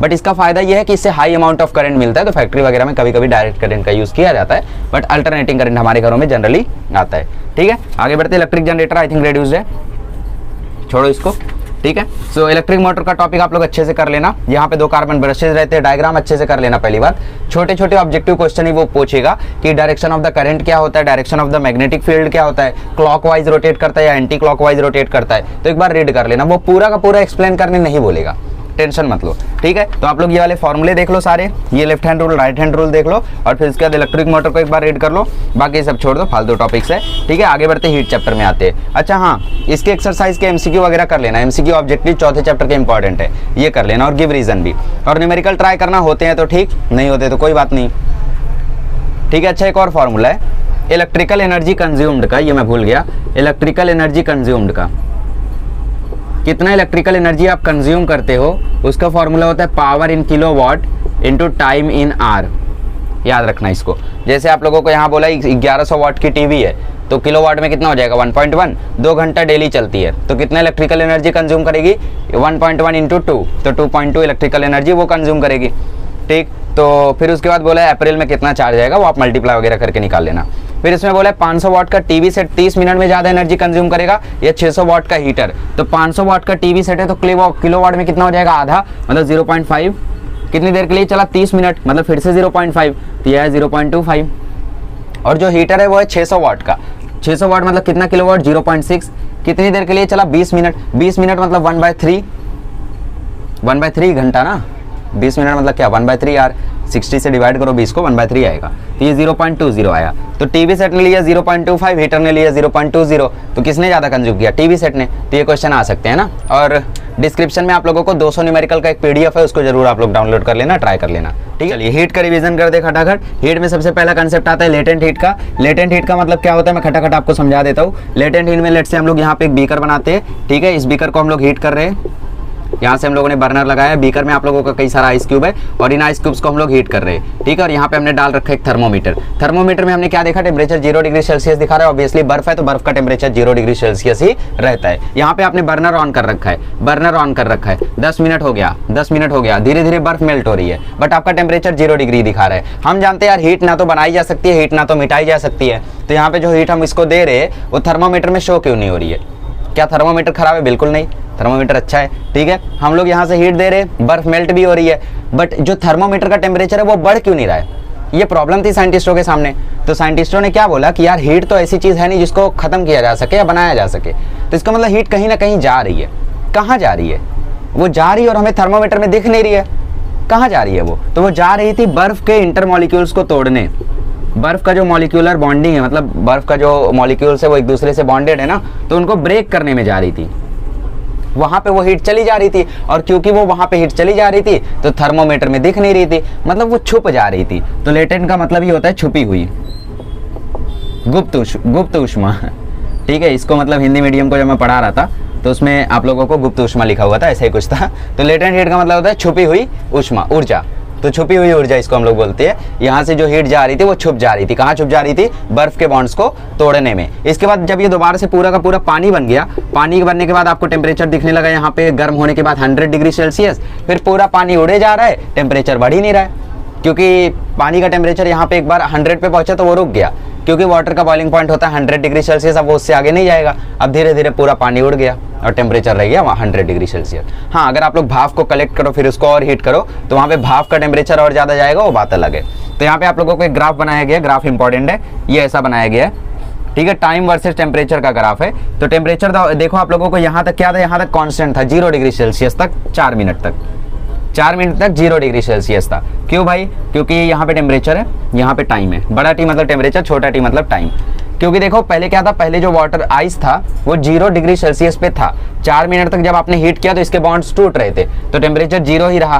फिर 4 मिनट के बाद सारे का सारा वाटर जो था, जो आइस था वो वाटर बन गया, फिर टेम्परेचर बढ़ने लगा, यहाँ पे 100 डिग्री पे पहुँच के फिर से कांस्टेंट हो गया, 100 डिग्री पे पहुँच के फिर से कांस्टेंट हो गया।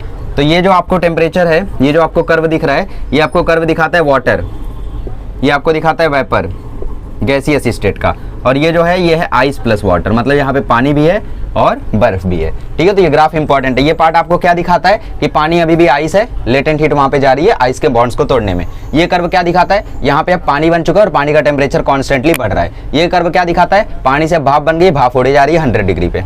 ठीक है, latent heat of vaporisation, temperature वगैरह देख लेना। रीजलेशन क्या होता है, रीजलेशन ऐसा प्रोसेस है, मतलब एक एक्सपेरिमेंट टाइप का है। आप लोग अगर एक टेबल पे एक बर्फ को लेते हो, ये आपका बर्फ है, इसके ऊपर आपने धागा लगाया, धागे से आप ऐसा काट रहे हो, जैसे आप लोग कभी अपने यहाँ पे एक धागा लगा के देखना, धागे से वैसा करोगे तो आप लोगों को यहाँ पे कट आ जाएगा। तो वैसे बर्फ के साथ होता है, बर्फ के आजू बाजू हमने 2 हैवी लोड लगा दिए। अगर धागे के आजू बाजू हैवी लोड लगा के आपकी हथेली पे ऐसा कर दिया जाए तो ऑब्वियसली आप लोगों का यहाँ पे कट आ जाएगा। ठीक है, तो बर्फ के आजू बाजू ऐसा लोड लगा दिया गया, तो लोड लगाने के बाद जो बर्फ था वो कटने लगा, slowly slowly slowly slowly thread के कारण बर्फ आधा हो गया, और आधा होने के बाद बर्फ दोबारा जुड़ गया। है ना मजेदार बात, बर्फ जब आधी हुई तो बर्फ दोबारा जुड़ गई, उसी को प्रोसेस को बोलते हैं हम लोग रीजलेशन। मतलब एक बार वो बर्फ बना, फिर बर्फ बनने के बाद जैसे ही उससे प्रेशर हटा, मतलब जैसे ही धागा हटा, वो दोबारा से बर्फ बन गया, जुड़ गया। बट ये 100 डिग्री सेल्सियस या फिर 40 डिग्री सेल्सियस में पॉसिबल नहीं है, रूम टेम्परेचर अच्छा खासा रहना चाहिए, तो ही एक्सपेरिमेंट आप लोगों का सक्सेसफुली होगा। ठीक है, वरना एक बार बर्फ से पानी बना, वो पानी रह जाएगा फिर। एनोमलस बिहेवियर ऑफ वाटर क्या होता है बताता हूँ आपको। होप सेपरेटस है, एनोमलस बिहेवियर ऑफ वाटर है, यूनिट ऑफ हीट है, और फिर आप लोगों का चैप्टर खत्म है। आगे बढ़ते हैं। तो रीजलेशन का मतलब समझ में आ गया होगा। एनोमलस बिहेवियर ऑफ वाटर क्या होता है, anomalous behaviour of water, anomalous मतलब अजीब, स्ट्रेंज। ठीक है, तो जो वाटर, जो लिक्विड्स होते हैं, लिक्विड्स का क्या टेंडेंसी रहता है, जब 0 डिग्री से 4 डिग्री में लोग बढ़ते हैं, या फिर 0 डिग्री से जब इनका टेम्परेचर बढ़ता है, तो ये लिक्विड्स क्या करते हैं, एक्सपांड करते हैं। आप लोग क्या करो, आप लोग तेल लो और फिर तेल को कढ़ाई में डाल दो या फिर कहीं भी डाल दो, गर्म करो उसको। गर्म करने के बाद जब आप उसको मेजर करोगे तो आप लोगों को मिलेगा कि उसका थोड़ा सा वॉल्यूम क्या है, बढ़ गया है। ठीक है, बिकॉज लिक्विड क्या होता है, लिक्विड टेम्परेचर बढ़ाने पे एक्सपांड होता है और कूल करने पे कॉन्ट्रैक्ट होता है। कूल करने पे क्या होता है, कॉन्ट्रैक्ट करता है। बट पानी ऐसा नहीं करता है, पानी अलग ही है भाई। पानी को आप 0 डिग्री से 4 डिग्री पे ले जाओगे ना तो वो एक्सपांड करेगा। ये तो ठीक है, एक्सपांड तो करना चाहिए, बट 4 डिग्री से 0 डिग्री जब लेकर जाओगे तो भी वो एक्सपांड करेगा। मेरी बात समझे, जब आप पानी को कूल करोगे, कूल करते टाइम वो 4 डिग्री तक तो कूल होगा, बट 4 डिग्री आने के बाद वो एक्सपांड करेगा, और एक बार 0 डिग्री के आगे गए तो नॉर्मली बाकी लिक्विड की तरह बिहेव करेगा। तो बाकी लिक्विड को जब आप लोग हीट करते हो तो वो एक्सपांड होते हैं, ऑब्वियसली वाटर भी हीट करने पे एक्सपांड होता है। बाकी लिक्विड को जब आप कूल करोगे, मतलब 4 से 0 डिग्री सेल्सियस के बीच में, 4 से 0, हाँ ये याद रखना, वहां पे बाकी लिक्विड तो कॉन्ट्रैक्ट करते हैं, बट अपना पानी तो अलग ही है, वो 4 से 0 डिग्री सेल्सियस में एक्सपांड करता है। तो क्या वो बाकी टेम्परेचर पे भी एक्सपांड करता है, नहीं, वो 4 डिग्री तक बाकी लिक्विड की तरह बिहेव करेगा, 0 डिग्री के बाद बाकी लिक्विड की तरह बिहेव करेगा, बट 0 से 4 में अलग बिहेव करेगा। 0 से 4 में जहां बाकी सारे लिक्विड एक्सपांड होते हैं, सॉरी कॉन्ट्रैक्ट होते हैं, वहीं जो पानी है वो क्या करेगा, एक्सपांड करेगा। 0 से 4 नहीं, एक्चुअली 4 से 0 लिखना चाहिए, बिकॉज कूल करने पे एक्सपांड होता है ना। वहीं जो वाटर है वो क्या करता है, एक्सपांड होता है। तो ये है anomalous behaviour of water. Hope apparatus इसी के ऊपर था। यहाँ पे उन्होंने क्या किया, एक सॉल्ट का मिक्सचर लगा दिया, एक सिलेंड्रिकल टैंक लिया, फिर जो सॉल्ट मिक्सचर था उसको वहां पे आप लोगों का बर्फ रख दिया गया, तो बर्फ के पास वाला पानी जमने लगा, वो पानी 0 डिग्री पे पहुंच गया और नीचे वाला जो टेम्परेचर था वो 4 डिग्री सेल्सियस पे रह गया। डायग्राम देख लेना होप सेपरेटस का, वो बनाने आ सकता है। ठीक है, फिर इसका एप्लीकेशन क्या है एनोमलस बिहेवियर ऑफ वाटर का। इसका एप्लीकेशन ये है कि जो समुद्र में मछलियां होती है, 4 डिग्री सेल्सियस पे पानी एक्सपांड कर जाता है, और पानी एक्सपांड कर जाता है तो जो ऊपर का सरफेस है वहां पे पहले बर्फ जमती है। ठीक है, होप सेपरेटस आपको वही दिखाता है। होप सेपरेटस क्या दिखाता है कि जो ऊपर का पार्ट है वहां पे बर्फ पहले बनती है। तो देखो सॉल्ट मिक्सचर ऊपर रखा गया है तो ऊपर पहले बर्फ बना, थोड़ी देर बाद नीचे भी बन जाएगा, बात अलग है, बट सबसे पहले कहाँ बनेगा, ऊपर बनेगा। तो लेक वगैरह में क्या होता है, इसलिए आप देखो ऑगी एंड द कॉकरोचेस देखे रहोगे, तो वहाँ पे जैक क्या करता है, फिशिंग करने जाता है तो अपने नाखून से ऐसा पूरा ऐसा निकाल के फेंकता है, बात अलग है, भालू के ऊपर जाता है फिर उसकी पिटाई होती है। बट यहाँ पे क्या है, ऊपर से सरफेस पे सबसे पहले बर्फ बनती है और नीचे बर्फ नहीं बनती है पहले। तो ऊपर के सरफेस पे एक बार बर्फ बन गई तो बर्फ क्या होती है, बैड कंडक्टर ऑफ हीट होती है, तो फिर हीट को नीचे पास नहीं होने देती, तो नीचे जो जानवर वगैरह वो सब सुरक्षित रहते हैं ठंडे पानी में। तो फिशिंग करने जाना तो जैक की तरह मत करना। ड्यू पॉइंट एंड ह्यूमिडिटी क्या होती है, देखो ड्यू पॉइंट और ह्यूमिडिटी, ह्यूमिडिटी मतलब हवा में कितनी ज़्यादा नमी है। ठीक है, इसकी 2 चीज़ ध्यान देख लो। 60% अगर ह्यूमिड रहता है, ठीक है, अगर रिलेटिव ह्यूमिडिटी 60% रहती है तो हमें लगता है कि यार मौसम ह्यूमिड है, मतलब मौसम कैसा है, नम है। अगर 60% से कम रहता है तो हमें लगता है कि यार मौसम काफ़ी ज़्यादा ड्राई है, मतलब ठंडी हवा चलती है ना। अब ड्यू पॉइंट और ह्यूमिडिटी का मतलब क्या होता है? 71% अर्थ पे वाटर, ये आप लोग जानते हो, ठीक है। तो हम लोग क्या करते हैं, सपोज एक अनसैचुरेटेड एयर को लिया जाए एक सर्टेन टेम्परेचर पे और उसके टेम्परेचर को फिर एक घटाया जाए, तब तक घटाया जाए जब तक वो सैचुरेट ना हो जाए। सैचुरेट मतलब क्या? सैचुरेट मतलब कंडेंस ना हो जाए उसके अंदर जो गैस मॉलिक्यूल्स है, ठीक है। तो वो टेम्परेचर को हम लोग क्या बोलते हैं? Due point temperature. जैसे आप लोगों ने एक बलून लिया, बलून में क्या है? आपने हवा भरी। अब बलून में आपने हवा भरी तो हवा कैसी है? गर्म है, ठीक है। उसके बाद आप लोग उसका टेम्परेचर घटाने लगे, सैचुरेट करने लगे। तो सैचुरेट करते टाइम जिस टेम्परेचर पर वो एकदम सैचुरेट हो गया उसको हम बोलते हैं ड्यू पॉइंट टेम्परेचर। जैसे हवा के मॉलिक्यूल्स है, हवा के मॉलिक्यूल में बहुत सारा वाटर वेपर भरा है, बट ये एक साथ नीचे क्यों नहीं गिरता? क्योंकि टेम्परेचर नहीं कम होता ना। तो रात को टेम्परेचर गिरता है और जैसे ही रात को टेम्परेचर गिरता है तुरंत वो क्या होता है? सैचुरेट होने लगता है, और सैचुरेट होते ही ड्यू पड़ जाती है, उसी को तो हम बोलते हैं ड्यू, ठीक है। तो ड्यू पॉइंट कब आता है? जब रिलेटिव ह्यूमिडिटी 100% हो जाती है। तो ये देख लो रिलेटिव ह्यूमिडिटी का फॉर्मूला, इसको देख लेना अच्छे से। यूनिट ऑफ हीट की बात करें तो इसमें एक ही चीज याद रखो, 1 कैलोरी होता है 4.18 जूल। 1 कैलोरी होता है 4.18 जूल, हमें आया था आई थिंक। अब देखो इसमें कि 1 कैलोरी हीट और 1 किलो कैलोरी हीट हम कैसे डिफाइन कर सकते हैं। देखो 1 ग्राम पानी का 1 डिग्री सेल्सियस टेम्परेचर बढ़ाने के लिए जितना अमाउंट ऑफ हीट लगा, और वो 1 डिग्री कहाँ से कहाँ? 14.5 से 15.5, उसको हम बोलते हैं 1 कैलोरी हीट। और अगर यहाँ पे 1 kg कर दें, बाकी सब सेम रखे, तो उसको बोलेंगे 1 किलो कैलोरी हीट।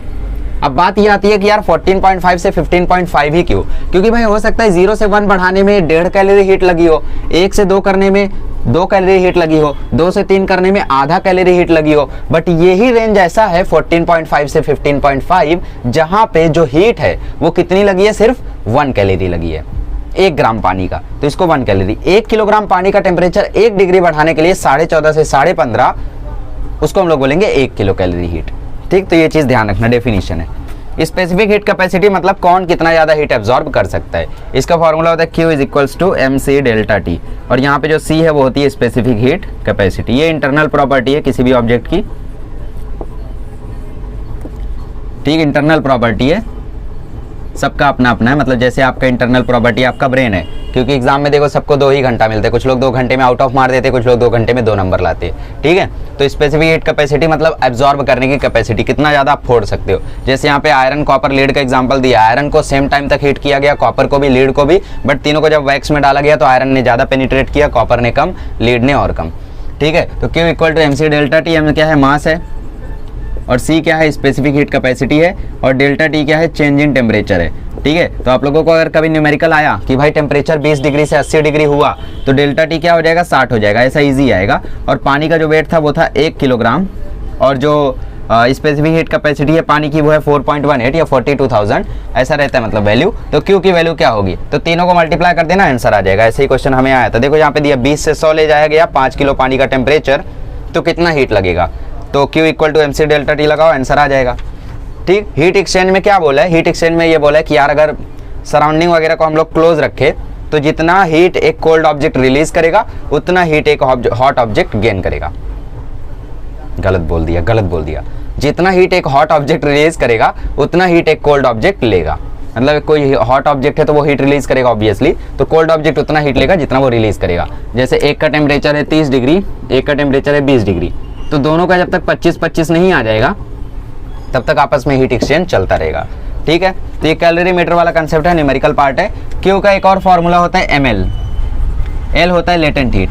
कभी आपको अगर लेटेंट हीट दिया एग्जाम में और मास दिया है तो आप ml का यूज कर लेना, और MC डेल्टा T जब चेंज इन टेम्परेचर दिया। देखो हमने 5 चैप्टर कर लिए, चलिए आगे बढ़ते हैं। रिफ्रैक्शन ऑफ लाइट में सबसे इंपॉर्टेंट क्वेश्चन जो बनता है, रिफ्रैक्शन ऑफ लाइट में सबसे इंपॉर्टेंट जो क्वेश्चन बनता है वो आपको पहले पेज पर ही दिया है कि यहाँ पे आप लोगों को एक ग्लास स्लैब दे देगा, ग्लास स्लैब में एक लाइट बेंड हुई रहेगी। रिफ्रैक्शन ऑफ लाइट का मतलब होता है बेंडिंग ऑफ रेज, सीधा एग्जांपल, बेंडिंग ऑफ रेज। किसी भी अगर ट्रांसपेरेंट मीडियम से लाइट अगर पास होती है तो वो बेंड हो जाती है, and this is what we called as reflection of light. What is reflection of light? Reflection मतलब किसी ऑपेक ऑब्जेक्ट से, ऑपेक मतलब जिसके दोनों साइड कोटेड हो, एक साइड कोटेड हो, उससे जब जैसे दीवार पे अगर लाइट टकराएगी वापस आएगी, जैसे मैं मार्कर को फेंकूं तो ये वापस आएगा, ठीक है। तो ये होती है रिफ्लेक्शन ऑफ लाइट। और रिफ्लेक्शन ऑफ लाइट मतलब मैं मार्कर को फेंकूं, मार्कर आगे चला जाए बेंड होके, मतलब लाइट जो है लाइट चली जाए आगे ट्रांसपेरेंट मीडियम से पास होके बेंड होके, उसको बोलेंगे रिफ्लेक्शन ऑफ लाइट। तो बोर्ड एग्जाम में यार हजारों बार क्वेश्चन आया है, 1000 बार बोर्ड एग्जाम किसने लिया? 10 बार क्वेश्चन आया है कि इसका डेफिनेशन लिखो हमें कैसा आया था, हमें लिखा था कि यार जो प्रोसेस दी है वो कौन सा प्रोसेस है वो लिखो, फिर उसका डेफिनेशन लिखो, फिर उसके 2 लॉज में से कोई एक लॉ लिखो। तो आपको लॉज पीछे दिए हुए वो अच्छे से पढ़ लो, इसका डेफिनेशन पहले पेज पे दिया हुआ है वो अच्छे से पढ़ लो, लाइट चेंजेस इट्स डायरेक्शन वाला, और वो सब पढ़ के अच्छे से आप लोग लिख देना। अब आते हैं रिफ्रैक्टिव इंडेक्स पे। रिफ्रैक्टिव इंडेक्स का मतलब होता है capacity to bend. Refractive index का मतलब होता है capacity to bend. Capacity to bend मतलब किसकी कितनी औकात है लाइट को बेंड करने की, ठीक है। तो यार शब्दों पर भी होता है, हम लोग कैसे कैसे शब्द बोल देते हैं, जैसे औकात बोल दिया तो गड़बड़ लग रहा है, कैपेसिटी बोला एबिलिटी बोला तो हाँ यार अच्छा बोल रहा है, ठीक ठाक बोल रहा है। तुम्हारी औकात नहीं कुछ करने की, कितना गड़बड़। तुम्हारी कैपेसिटी बच्चा थोड़ी सी कम है, देखो कितना अच्छा लग रहा है, ठीक है। तो शब्द अच्छे बोलो हमेशा, तो हम लोग कैपेसिटी बोलेंगे। तो कैपेसिटी टू बेंड मतलब कौन लाइट को कितना ज़्यादा बेंड कर सकता है, उसको बोलते हैं रिफ्रैक्टिव इंडेक्स। जैसे सबसे कम रिफ्रैक्टिव इंडेक्स होता है एयर का, दैट इज 1.0003, और सबसे ज़्यादा होता है डायमंड का, दैट इज 2.42, ठीक है। और कुछ है बीच में, वाटर है, आइस है, वो सब छोड़ दो, वाटर का ले लो, वाटर का होता है 1.33, ठीक है। अब रिफ्रैक्शन ऑफ लाइट में आप लोगों को आएगा कि डायमंड में लाइट की स्पीड निकालो, तो कैसे निकालोगे आप लोग, तो इसका फॉर्मूला होता है, क्या फॉर्मूला होता है भाई, velocity of light in the medium equal to velocity of light in air. Velocity of light in air वैसे 3 × 10⁸ मीटर पर सेकंड है, ये बात का ध्यान रखना। एब्सोल्यूट वर्ड कहीं पे भी यूज कर दे तो उसका मतलब होता है एयर, तो एब्सोल्यूट वेलोसिटी ऑफ लाइट बोल दे तो मतलब 3 × 10⁸ की बात कर रहा है। Velocity of light in air upon refractive index of that medium, ये फॉर्मूला होता है, ठीक है। वेन नहीं लिखा है, velocity of light in air upon refractive index of that medium, refractive index को n से रिप्रेजेंट करते। तो ये फॉर्मूला याद रखो, पीछे आपको न्यूमेरिकल्स दिए हुए हैं। कहाँ पे न्यूमेरिकल दिया भाई, ये देखो आप लोगों को सॉल्व एग्जांपल में जो न्यूमेरिकल दिया है वो इंपॉर्टेंट है। इसमें बोला है velocity of light in vacuum, vacuum मतलब वही एयर की बात कर रहा है, एयर में 2.9999 ऐसा है और वैक्यूम में 3 × 10⁸ है। तो आपको पूछे कि velocity of light in water पता करो, तो velocity of light in water equal to velocity of light in vacuum upon refractive index of light in water. तो वैक्यूम में कितनी स्पीड है 3 × 10⁸, रिफ्रैक्टिव इंडेक्स पानी का कितना है 1.33, डिवाइड कर दो आंसर आ जाएगा 1.36 है। हाँ चलो पीछे 1.33 दिया था, यहाँ पे 1.36 है, तो डिवाइड कर दो आंसर आ जाएगा। कभी आपको अगर पूछ ले रिफ्रैक्टिव इंडेक्स ऑफ वाटर क्या होगा, तो उसका फॉर्मूला देखो यहाँ से क्या बन जाएगा, refractive index of water equal to velocity of light in vacuum upon velocity of light in water, तो ये फॉर्मूला बन जाता है, ठीक है। आगे बढ़ते हैं हम लोग, अब देखते हैं हम लोग अगला कंसेप्ट। ये देखो मीडिया का बोला है, रेयर से डेंसर में जाता है तो टुवर्ड्स द नॉर्मल बेंड करता है, डेंसर से रेयर में जाता है तो अवे फ्रॉम द नॉर्मल, और रेयर से डेंसर में जाते टाइम अगर वो नॉर्मल पर ही इंसिडेंट हो गया तो वो अपना पाथ चेंज नहीं करता है, सीधे सीधे जाता है। ऊपर आपको एक फॉर्मूला दिया, बट ये उतना ज़्यादा मतलब समझने के लिए नहीं है, तो जिनको आता है वो ठीक है, जिनको नहीं आता उसको छोड़ सकते हो। देखो velocity of light in medium, अगर लाइट जो है वो रेयर से डेंसर में गई, रेयर से डेंसर में गई, इसी में सब बता दूंगा। देखो रेयर से डेंसर में गई तो वो नॉर्मल की तरफ बेंड होगी, और अगर वो डेंसर से रेयर में गई तो नॉर्मल से अवे जाएगी। देखो ये नॉर्मल है, इससे दूर जा रही है, ये नॉर्मल है, इसके पास आ रही है, देखो है ना, पास आ रही है, यहाँ पे दूर जा रही है। तो डेंसर से रेयर में गई तो दूर जाएगी, रेयर से डेंसर में गई तो पास आएगी, और अगर वो मीडिया के एकदम नॉर्मल पर ही इंसिडेंट हो जाए तो वो सीधी सीधी चली जाएगी, कहीं पर भी बेंड नहीं होगी। अब ट्विंकलिंग ऑफ स्टार देखते हैं और मिराज देखते हैं, फिर डिस्पर्शन ऑफ लाइट और चैप्टर खत्म। चलिए डिस्पर्शन ऑफ लाइट का मतलब क्या होता है, चलो ट्विंकलिंग ऑफ स्टार देख लेते हैं। ट्विंकलिंग ऑफ स्टार, देखो स्टार कैसे होते हैं, सेल्फ ल्यूमिनस होते हैं और बहुत दूर होते हैं। बहुत दूर होते हैं तो क्या होता है कि उनसे जो लाइट है वो काफ़ी दूर से आती है, और दूर से आते टाइम एटमॉस्फेयर के कारण, मतलब जो एटमॉस्फेरिक लेयर्स है उनके कारण जो लाइट है वो धीरे धीरे बेंड होके आती है। तो हमारी आंखें ऐसी नहीं है कि लाइट अगर ऐसी आए तो हमारी आंखें ऐसी देख पाए, तो हमारी आंखें ऐसे देखती हैं। तो देखो स्टार यहाँ था बट हमारी आंखें यहाँ पे देख रही है, तो जो स्टार हम देखते हैं वो असली स्टार नहीं होता है। तो तारे से कभी विश मांगना हो तो सामने दिख रहा है तो यहाँ देख के मांगो, बिकॉज वो वहाँ नहीं है, वहाँ है ठीक है। तो आपकी जो आंखें है वो सीधा देखती है, ऐसा नहीं देखती है, तो आपको अपरेंट पोजीशन दिखाई देती है किसकी, तारों की।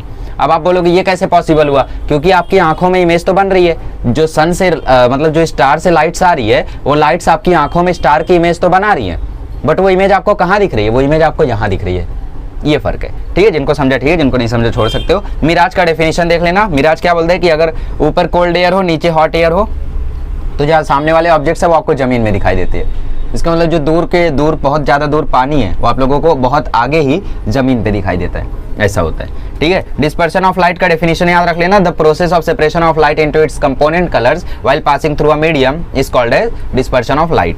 1 नैनोमीटर होता है 10⁻⁹ मीटर। रेड लाइट का जो वेवलेंथ होता है वो होता है 700 नैनोमीटर, और जो वायलेट लाइट होता है वो होता है 400 nanometre, 400 nanometre. Sir Isaac Newton पहले बंदे थे जिन्होंने ग्लास प्रिज्म का यूज़ करके इसको किया था। और अगर आप एक प्रिज्म के आगे दोबारा प्रिज्म लगा दोगे तो लाइट आएगी, 7 कलर में बेंड होगी, फिर 7 कलर जाके दोबारा व्हाइट लाइट बन जाएंगे। ठीक, अब देखो पार्शियल रिफ्लेक्शन बता देता हूँ, बट उससे पहले आपको मैं रेनबो फॉर्मेशन बता देता हूँ। रेनबो फॉर्मेशन कैसे होता है, ये ड्रॉप है, यहाँ से लाइट गई, लाइट जाने के बाद यहाँ होता है डिस्पर्शन ऑफ लाइट। तो डिस्पर्शन ऑफ लाइट मैं आपको 2 कलर से बता देता हूँ, वैसे तो 7 कलर में वो होती है, तो मैं आपको कोई 2 कलर बता देता हूँ। देखो डिस्पर्शन ऑफ लाइट में यहाँ से लाइट के 2 टुकड़े हुए, मतलब लाइट जो थी वो अपने कंपोनेंट कलर में बिखर गई। बिखरने के बाद यहाँ पे ये ड्रॉप से, ये ड्रॉप कैसा है, डेंसर है, तो डेंसर रहने के कारण यहाँ पे क्या होता है, टोटल इंटरनल रिफ्लेक्शन होता है। ठीक, टोटल इंटरनल रिफ्लेक्शन होता है। तो टोटल इंटरनल रिफ्लेक्शन होने के बाद ये लाइट यहाँ से ऐसी आएगी रिफ्लेक्ट होके, और ये लाइट यहाँ से ऐसी आएगी रिफ्लेक्ट होके। फिर उसके बाद यहाँ पे क्या होगा, यहाँ पे रिफ्लेक्शन होगा दोबारा से। तो यहाँ पे ये रिफ्लेक्शन हुआ, तो देखो गई थी एक लाइट, बाहर आई 2 लाइट। तो ऑब्वियसली ये 2 लाइट नहीं 7 लाइट होती है।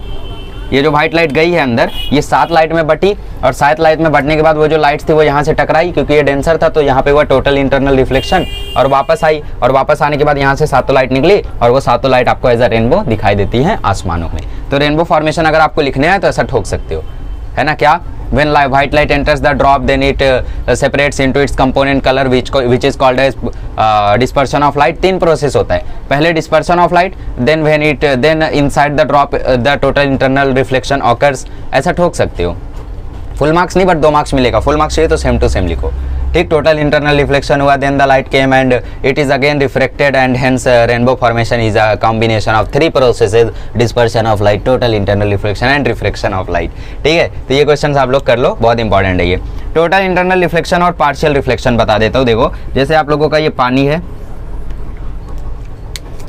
जैसे यहाँ पे आपका लाइट सोर्स रखा हुआ है, लाइट सोर्स से यहाँ से ऐसा पानी जा रहा है, लाइट जा रही है, तो पहले तो लाइट बेंड हुई, बट जैसे ही थोड़ा सा एंगल चेंज हुआ लाइट ऐसी बेंड हुई, फिर यहाँ पे और एंगल चेंज हुआ, तो जो लाइट थी वो सरफेस पे रह गई, लाइट ऐसी बेंड हुई, ऐसी सरफेस पे रह गई। तो ये वाला जो पार्ट है ना, ये वाला पार्ट, यहाँ पे जो क्रिटिकल एंगल है वो बन गया 90 डिग्री। क्रिटिकल एंगल मतलब ये नॉर्मल और रिफ्लेक्टेड रे के बीच में, तो यहाँ पे जब एंगल 90 डिग्री बन जाता है, इसको बोलते हैं हम लोग क्रिटिकल एंगल। फिर उसके बाद लाइट का एंगल और जब ज़्यादा हुआ, तो उसके बाद लाइट अंदर की तरफ बेंड हो गई, जिसको हम बोले टोटल इंटरनल रिफ्लेक्शन। ठीक है, और जो ये वाला पार्ट था, इसमें कुछ लाइट अंदर की तरफ आई, कुछ लाइट बाहर की तरफ गई, तो इसको बोलते हैं पार्शियल रिफ्लेक्शन। पार्शियल रिफ्लेक्शन मतलब कुछ लाइट बाहर की तरफ चली जाए रिफ्लेक्ट होके, और कुछ लाइट अंदर आ जाए, तो इसको बोलेंगे partial reflection. Total internal reflection मतलब एंगल इतना ज़्यादा हो गया कि लाइट जो है वो अंदर ही आ गई पूरी की पूरी, तो टोटल इंटरनल रिफ्लेक्शन रिफ्लेक्ट होके। और क्रिटिकल एंगल मतलब एंगल, ऐसा एंगल जहाँ पे नॉर्मल के साथ 90 डिग्री एंगल बन जाए। ठीक है, तो ये हो गया हम लोगों का टोटल इंटरनल रिफ्लेक्शन और पार्शियल रिफ्लेक्शन। ये 2019 में आया था, तो आप लोग ध्यान रखना। ठीक है, बाकी यहाँ पे आप लोगों को 2n1 = sin i by sin r दिया, स्नेल्स लॉ है ये। ठीक, sin i by sin r, और sin r 90 डिग्री होता है तो sin i के इक्वल होता है, ये सब आप लोग रट सकते हो। आगे बढ़ते हैं, लेंसेज चैप्टर देखते हैं, one of the IMP chapter. चलिए अब बात करते हैं हम लोग लेंसेज चैप्टर की। अब लेंसेज चैप्टर में सपोज आपके पास यहाँ पे एक ऐसा लेंस है, लेंस का जो ये सेंटर वाला पार्ट होता है इसको बोलते हैं हम ऑप्टिकल सेंटर। ये वाला जो पार्ट होता है इसको हम बोलते हैं radius of curvature, radius of curvature. ठीक है, यहाँ से जो एक लाइन पास कर दे हम लोग ऑप्टिकल सेंटर से पास होती हुई, इसको बोलते हैं प्रिंसिपल एक्सिस। ठीक है, और यहाँ पे जो एक पॉइंट आता है ऑप्टिकल सेंटर से लेके यहाँ तक प्रिंसिपल फोकस तक, इसको बोलते हैं प्रिंसिपल फोकस। प्रिंसिपल फोकस को आप कैसे डिफाइन करते हो कि इंसिडेंट लाइट लेंस से टकराने के बाद जिस पॉइंट से रिफ्लेक्ट होकर पास होती है उसको हम बोलते हैं प्रिंसिपल फोकस, और ऑप्टिकल सेंटर से लेके प्रिंसिपल फोकस के बीच की जो डिस्टेंस है उसको अपन बोलते हैं फोकल लेंथ। ये होता है हमारा कंसेप्ट पूरा। तो समझ गए आप लोग, 2 टाइप के लेंसेज होते हैं हमारे पास, एक होता है कॉन्वेक्स लेंस, एक होता है कॉनकेव लेंस।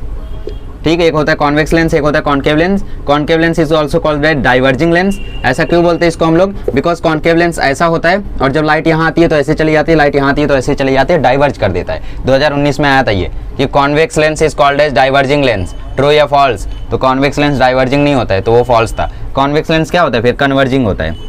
क्यों इसको कन्वर्जिंग बोलते हैं? बिकॉज कॉन्वेक्स लेंस ऐसा दिखता है, जो ये दिख रहा है ना, ये कॉन्वेक्स है, तो लाइट यहाँ से आई ऐसा कर दिया, लाइट यहाँ से आई ऐसा कर दिया, तो लाइट को कन्वर्ज करता है, तो इसलिए कन्वर्जिंग लेंस। और कॉन्केव डाइवर्ज करता है तो डाइवर्जिंग लेंस। रटना नहीं है, समझना है।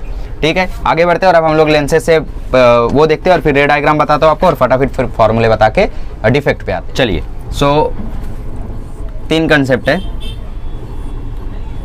रे डायग्राम के लिए। रे डायग्राम तो मैं नहीं करा पाऊंगा ऑब्वियसली। देखो, अगर लाइट प्रिंसिपल एक्सिस के पैरेलल है, ये क्या है हमारा प्रिंसिपल एक्सिस, ये क्या है हमारा फोकस है, यहाँ भी हमारा क्या है फोकस है। इसको F2 बोलते हैं, इसको F1 बोलते हैं, इसको F1 बोलते हैं, इसको F2 बोलते हैं, और फिर इसको F1 बोलते हैं, इसको F2 बोलते हैं। बीच वाले पार्ट को optical centre, optical centre, optical centre. Light जब प्रिंसिपल फोकस के प्रिंसिपल एक्सिस के पैरेलल आती है तो वो फोकस से पास होती है, पहला लॉ। दूसरा लॉ, अगर लाइट प्रिंसिपल फोकस से पास होती है तो रिफ्रेक्ट होने के बाद प्रिंसिपल एक्सिस के पैरेलल जाती है। तीसरा, अगर लाइट ऑप्टिकल सेंटर से पास होती है तो वो ऑप्टिकल सेंटर से सीधी सीधी चली जाएगी। ये पहला केस, ये दूसरा केस, ये तीसरा केस, याद रखोगे इतना। रे डायग्राम कैसे बनाते हैं? रे डायग्राम में देखो, सबसे पहले आप लोगों को एक लेंस बना लेना है, लेंस बना लेना है। फिर यहाँ पे आपको नाम देना है F1, सेम में जो ऑप्टिकल सेंटर से इसकी डिस्टेंस है वही इसकी डिस्टेंस लेके यहाँ पे बनाना 2F1, यहाँ पे रखना है F2, ऑप्टिकल सेंटर से इसकी डिस्टेंस ही लेके यहाँ पे लेना 2F2, ये हो गया ऑप्टिकल सेंटर। अब दो रेज आपको पास करनी है, एक रे प्रिंसिपल एक्सिस के पैरेलल और एक ऑप्टिकल सेंटर से। जैसे बोला है, अगर ऑब्जेक्ट इन्फिनिटी है, ये ऑब्जेक्ट 2F1 के पीछे है, ये देखो एट 2F1 वाला इंपॉर्टेंट है। अगर ऑब्जेक्ट 2F1 पे है तब क्या होगा, तो ऑब्जेक्ट को आप हमेशा ऐसा दिखाते हो। तो अगर ऑब्जेक्ट यहाँ पे तो पहली लाइट ऐसी गई, फिर उसके बाद लाइट ऐसी बेंड होगी, फिर दूसरा लाइट मैंने बोला ऑप्टिकल सेंटर से पास करना है, तो दूसरी लाइट ऑप्टिकल सेंटर से पास हुई तो ये लाइट ऐसी जाएगी, ठीक है। तो यहाँ पे ये देखो ऑब्जेक्ट बना, इमेज बना। इमेज कहाँ बना है देखो, 2F2 पे बना है। इमेज नीचे बना है मतलब इन्वर्टेड, इमेज ऊपर बनता मतलब इरेक्ट, इमेज उस साइड बना है मतलब वर्चुअल, इमेज इस साइड बनता है तो रियल, ये याद रखना, ठीक है। तो अगर ऑब्जेक्ट 2F1 पे है तो इमेज भी 2F2 पे बनती है, इन्वर्टेड बनती है, वर्चुअल बनती है, और इससे देखो ये साइड जो है वो थोड़ी सी बड़ी है ना, हमें लग रहा है, बट रियलिटी में ये सेम होता है। तो आप लोग खुद से बनाओगे तो आप लोगों को सेम मिलेगा। बाकी सारे रे डायग्राम प्रैक्टिस कर लेना। बाकी जो कॉन्केव लेंस है, कॉन्केव लेंस हमेशा वर्चुअल इमेज बनाते हैं। कैसे, ये देखो ये प्रिंसिपल एक्सिस है, पहली रे मैंने पास की, ये देखो डाइवर्ज हो गया, दूसरी रे मैंने पास की, ये भी ऐसे गया, तो इमेज तो बनी ही नहीं। तो हम लोग क्या करते, ये वाली रे को वापस लेके आते, तो वापस लेके आए, देखो यहाँ पे इमेज बनी, तो ऑब्जेक्ट यहाँ था, इमेज यहाँ बनी, इस साइड बनी है मतलब रियल, और ऊपर साइड बनी है मतलब इरेक्ट। तो कॉन्केव लेंस जो होता है वो हमेशा रियल इमेज बनाता है। सॉरी, ये मैंने गलत बता दिया, sorry for it, sorry very sorry. Image अगर उस साइड बनती है तो रियल, इमेज अगर इस साइड बनती है तो वर्चुअल, इस बात का ध्यान रखना। तो कॉन्केव लेंस हमेशा क्या करता है, कॉन्केव लेंस हमेशा वर्चुअल इमेज बनाता है, ठीक है। ये देखो यहाँ पे वर्चुअल इमेज बनी है, इस बात का ध्यान रखना। उस साइड बनी तो रियल, इस साइड बनी तो वर्चुअल, नीचे साइड बनी तो इन्वर्टेड, ऊपर साइड बनी तो इरेक्ट। तो यहाँ पे देखो ऊपर साइड बनी है तो मतलब ये इरेक्ट है, ठीक है, इस बात का ध्यान रखना। साइन कन्वेंशन बता देता हूँ, लेंस फार्मूला, फिर हम लोग आगे बढ़ते हैं। अब देखो लेंस फार्मूला क्या होता है, lens formula is 1/v - 1/u = 1/f, 1/v - 1/u = 1/f, where u is the image distance, distance of the object, u is the distance of object, v is the distance of image, f is the focal length। Sign convention की बात करें तो हमेशा ध्यान रखना, ये आपका convex lens है, अगर ऑब्जेक्ट यहाँ पे रखा हुआ है तो इसका u हमेशा नेगेटिव होगा, अगर ऑब्जेक्ट की इमेज वहाँ बनती है तो v पॉजिटिव होगा, ठीक है, इस बात का ध्यान रखना। ऑब्जेक्ट ऊपर साइड है तो हाइट पॉजिटिव आएगी, नीचे साइड है तो हाइट नेगेटिव आएगी। तो u हमेशा नेगेटिव रखना आप लोग, मोस्टली केस में, 90% केस में ये ट्रू हो जाएगा, हर केस में नहीं, ठीक है। तो चलिए हम लोग क्वेश्चन देख लेते हैं। उससे पहले मैग्नीफिकेशन होता है H2/H1 या फिर V/U। H2 क्या, ठीक है, तो H2 होता है हाइट ऑफ इमेज और H1 होता है हाइट ऑफ द ऑब्जेक्ट। तो H2/H1 भी मैग्नीफिकेशन का फॉर्मूला होता है और V/U भी मैग्नीफिकेशन का फॉर्मूला होता है, हमेशा आप लोग इसको कैलकुलेट कर सकते हो। मैग्नीफिकेशन मतलब वो कितना ज़्यादा जूम हुआ, कितना ज़्यादा बड़ा है, कितना ज़्यादा छोटा हुआ। आगे बढ़ते हैं, चलिए। Now let's see power of a lens.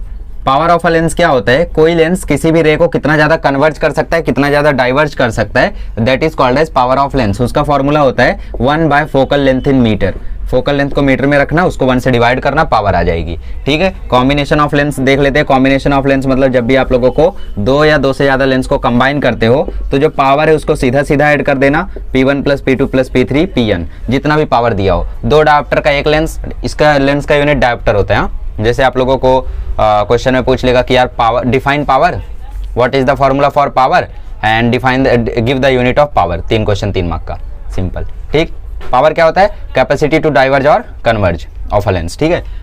Power का formula focal length in metre, metre ध्यान रखना, और यूनिट डायोप्टर, ठीक है। और डायोप्टर, एक डायोप्टर कितना होता है, एक डायोप्टर होता है 1/1 मीटर, इसका भी ध्यान रखना।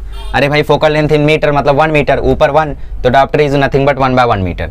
तो पावर का फॉर्मूला होता है P1 + P2 + P3, और यहाँ पे फोकल लेंथ की बात करें तो वो होता है 1/f1 = 1/f2 + 1/f3 ऐसा, ठीक है, 1/fn तक। इसके बारे में चर्चा कोई नहीं करता है, बट ध्यान रखना ये भी आ सकता है। आगे बढ़ते हैं, आगे आप लोगों को न्यूमेरिकल दिया हो उसको देख लेना। Human I and it's working का ध्यान रखना। हमारी आंखों में जो लेंस होता है वो होता है कॉन्वेक्स लेंस। हमारी आंखों में जो इमेज बनती है वो बनती है रियल एंड इन्वर्टेड बनती है, और फिर हमारा ब्रेन उसको सीधा कर देता है, वो बात अलग है। इमेज कौन सी बनती है, रियल और इन्वर्टेड, हमारा ब्रेन उसको सीधा कर देता है इरेक्ट। हमारी लेंस कौन सी होती है, कॉन्वेक्स, ठीक है। यहाँ पे छोटे छोटे डेफिनेशन है, वो सारे डेफिनेशन देख लेना, और फिर ह्यूमन आई का डायग्राम अच्छे से बना लेना। हमें यह आया था क्वेश्चन, आपको भी आ सकता है। और फिर जो आप लोगों का डिस्टिंक्ट विजन का जो डिस्टेंस होता है, मतलब ऐसी डिस्टेंस जहाँ से आपकी आंखें रिलैक्स रह सकें, वो होता है 25 सेंटीमीटर का। आप अपने फ़ोन को दिन भर ऐसा 10 सेंटीमीटर करके देखते रहते हो, उसके कारण आपकी आंखों पे बहुत ज़्यादा प्रेशर पड़ता है और आंखें फाइनली ख़राब हो जाती हैं। तो 25 सेंटीमीटर दूर करके अगर आप फ़ोन देखते हो तो चांस है कि आपका जो आँख है वो सलामत रहेगा कई दिनों तक, ठीक है। दूर का डिस्टेंस देखते समय हम लोगों की जो आई बॉल्स होती है वो इलोंगेट हो जाती है, नज़दीक का देखते समय चपटी हो जाती हैं, ठीक है। सो ये सब कंसेप्ट्स होते हैं, फ्लैट हो जाती है, और फिर नियर बाय ऑब्जेक्ट को देखने के लिए राउंडेड हो जाती हैं। अब बात करते हैं डिफेक्ट्स की। डिफेक्ट के बाद हम लोगों का chapter finally over. Okay, so now let's talk about defects. Defects में सबसे पहला है मायोपिया। मायोपिया को नियर साइटनेस भी बोलते हैं। नाम नियर साइटनेस है तो सबको क्या लगता है कि नज़दीक का खराब, नहीं भाई, यही तो दिक्कत है, इसीलिए मायोपिया याद रखो। ऐसा याद रखो कि मुझे यहाँ चैंपियन जेड को नियर साइटनेस है, मतलब चैंपियन जेड को दूर का नहीं दिखता है, चैंपियन जेड को मायोपिया है, ठीक है, ध्यान रखना। चलो, सो मायोपिया में क्या होता है, मायोपिया में हमें दूर का ऑब्जेक्ट नहीं दिखता है और डिस्टेंट ऑब्जेक्ट ब्लर, ऐसा मतलब शॉर्टकट में लिख रहा हूँ। इसके दो रीजन होते हैं, दोनों रीजन याद रखना। लेंस कौन सा यूज होता है ठीक करने के लिए, कॉनकेव, और जो पावर होती है वो होती है नेगेटिव, ठीक, दूर का नहीं दिखता है, distant object blur, lens concave, power negative. दूसरा होता है hypermetropia which is also called as far sightedness. Far sightedness, इसमें क्या होता है, दूर का ऑब्जेक्ट क्लियर दिखता है but near by object blur, near by object blur दिखता है। चैंपियन जेड को फार साइटनेस नहीं है, उसको नजदीक का क्लियर दिखता है, ऐसा याद रखना। इसमें लेंस कौन सा यूज होता है, कॉन्वेक्स। क्यों यूज होता है छोड़ो, दोनों रीजन याद कर लेना कैसे होता है डिफेक्ट, और दोनों रीजन के बाद कौन सा लेंस यूज होता है, पावर कैसी होती है, याद रख लेना। क्योंकि आपको एग्जाम में ऐसे क्वेश्चन आएंगे। देखो एग्जाम में क्वेश्चन आएगा, एक रमेश नाम का लड़का जिसका पावर है 1.5 डायोप्टर, तो एक बात बताओ उसको कौन सी बीमारी है। तो आप लोग देख सकते हो पावर पॉजिटिव है तो मतलब हाइपरमेट्रोपिया उसको, तो उसको फिर पूछेगा कौन सा उसको नहीं दिखता है, नजदीक का कि दूर का, तो उसको नजदीक का नहीं दिखता है। कौन सा लेंस यूज हुआ होगा, तो आप बोलोगे कॉन्वेक्स लेंस। फिर क्वेश्चन में पूछ लिया फोकल लेंथ डिफाइन कर दो इसके लिए, तो पावर का फॉर्मूला होता है 1 फोकल लेंथ इन मीटर, तो फोकल लेंथ इन मीटर का फॉर्मूला हो जाएगा 1 पावर, मतलब 1/1.5 मतलब 10/15 मतलब 2/3 मतलब 0.67 मीटर, जिसका फोकल लेंथ है 0.67 मीटर। फिर पांचवा क्वेश्चन पूछ लेगा, 5 मार्क का है सपोज, पांचवा क्वेश्चन पूछ लेगा राइट एनी 2 रीजन या फिर राइट एनी 1 रीजन, तो curvature of cornea and eye lens reason यहाँ पे दिया, उसको याद कर लेना। प्रेस बायोपिया में दोनों हो जाता है, और ऐसे टाइम में ऐसा लेंस यूज होता है जहाँ पे नीचे आप लोगों का कॉन्वेक्स होता है और ऊपर आपका कॉनकेव होता है। मतलब जैसे कोई बुक रीड कर रहा है तो वो नीचे देखता है ना, तो नीचे देखते टाइम उसको नजदीक का क्लियर दिखे, इसलिए चश्मे में यहाँ पे कॉन्वेक्स लेंस यूज होता है। पेरेंट्स को आपने देखा होगा, ठीक। और ऊपर क्या रहते हैं, कॉनकेव, मतलब दूर का देखे तो यहाँ से दिखते हैं, तो यहाँ पे कॉनकेव लेंस रहते हैं ताकि प्रॉपर्ली दिखाई दे, तो ये प्रेस बायोपिया होता है। एपरेंट साइज छोड़ो, uses of convex lens, concave lens uses देख लो सबके, इंपॉर्टेंट है यूजेज। कॉनकेव लेंस का यूज है CD player, medical equipment, important है यूजेज। पीप होल, मतलब वो देखा होगा ना आपने होटल्स में छोटा सा पीप होल रहता है, वहां से आके देखते हैं कौन है बाहर, ठीक है, तो उसके बाद लोग डोर ओपन करते हैं, तो वो पीप होल होता है आप लोगों का। स्पेक्टिकल्स, चश्मे में, फिर टॉर्च में, फिर कैमरा में, फिर टेलीस्कोप में, यहाँ पे यूज होता है। कॉन्वेक्स लेंस की बात करें तो कॉन्वेक्स लेंस आप लोगों का सिंपल माइक्रोस्कोप में यूज होता है, सिंपल माइक्रोस्कोप में, कंपाउंड में, टेलीस्कोप में, और लास्टली ऑप्टिकल इंस्ट्रूमेंट में, ठीक है। तो यूजेस अच्छे से ध्यान रखना, हम लोग आगे बढ़ते हैं। तो सिंपल माइक्रोस्कोप देखो वॉच मेकर लोग यूज करते हैं, मतलब घड़ी वड़ी बनाने के लिए, तो क्योंकि इसमें 20 टाइम्स लार्जर इमेज आती है। कंपाउंड माइक्रोस्कोप में एक ऑब्जेक्टिव लेंस, एक आई पीस, ऑब्जेक्टिव लेंस से जो इमेज बनी वो आई पीस के लिए ऑब्जेक्ट हो जाती है, और फिर आई पीस से बड़ी इमेज बन जाती है। बैक्टीरियल सेल्स वगैरह देखने के लिए यूज होता है। टेलीस्कोप की बात करें तो आप लोगों का टेलीस्कोप जो होता है वो रिड्यूस्ड, आई थिंक, छोड़ दो। ऑप्टिकल इंस्ट्रूमेंट, स्पेक्ट्रोग्राफ, कैमरा, ये सब। परसिस्टेंस ऑफ विजन का क्या होता है कि आप जब किसी चीज़ को देखते हो तो आपकी आंखों में जो इमेज है वो 1/16 सेकंड के लिए अटकी रहती है। जैसे आप फैन को देखो ना, परसिस्टेंस ऑफ विजन का लाइव एग्जांपल, पंखे को देखो, पंखे को जब आप देखोगे तो पंखा घूमता रहता है, तो आप लोगों को उसका एक एक ब्लेड क्लियरली घूमता हुआ क्यों नहीं दिखता? आपको पूरा का पूरा पंखा ऐसे घूमते हुए क्यों दिखता है ना? पंखा आपको पूरा का पूरा ऐसा क्यों लगता है कि यार ये जैसे कोई सर्कुलर प्लेट है और वो घूम रही है, जबकि वो एक ब्लेड है, और जब वो रुकता है तब आपको दिखता है हाँ यार अब 3 ब्लेड दिख रही है। क्योंकि पंखे की घूमने की स्पीड इतनी होती है, वो 1 सेकंड में कितना राउंड मार लेता है, बहुत राउंड मार लेता है। तो आपकी जो आंखें हैं, जब आप पंखे को देखते हो तो आपकी आंखों में जो पंखे के एक ब्लेड की इमेज है वो 1/16 सेकंड के लिए अटकी, दूसरा ब्लेड आ गया उसकी अटक गई, तीसरा ब्लेड आया उसकी अटक गई, तो सारे ब्लेड्स की जो इमेज है वो अटक गई, इसलिए पंखा आपको सर्कुलर दिखता है। दिवाली में आप लोग चक्री जलाओ, चक्री क्या होता है, आपको ऐसा सर्कुलर दिखता है ना, जबकि उसमें क्या होता है, सिंगल लाइट होती है, ऐसे निकलती है। बट आप लोगों को ऐसा लगता है जैसे पूरा का पूरा यहाँ पे प्लेट बिछ गया है, प्लेट नहीं रहता, वो सिंगल लाइट रहती है ना। तो आप लोगों को ऐसा क्यों होता है? परसिस्टेंस ऑफ विजन के कारण 1/16 सेकंड के लिए हमारी आंखों में जो इमेज बनती है वो रुकी रह जाती है। अब रेटिना में देखो रॉड सेल होते हैं, कौन सेल होते हैं, ये इंपॉर्टेंट है। रॉड सेल होते हैं, कौन सेल होते हैं। रात में हमें कलर क्यों नहीं दिखता, रात में हमें सब कुछ ब्लैक एंड व्हाइट क्यों दिखता है? इसके लिए ये चीज़ IMP है। इसमें देखो आपको लाइट सेंसिटिव सेल चाहिए, रॉड सेल और कौन सेल, ठीक है। रेटिना में रहते हैं इन लोग, रॉड सेल और कौन सेल, ठीक है।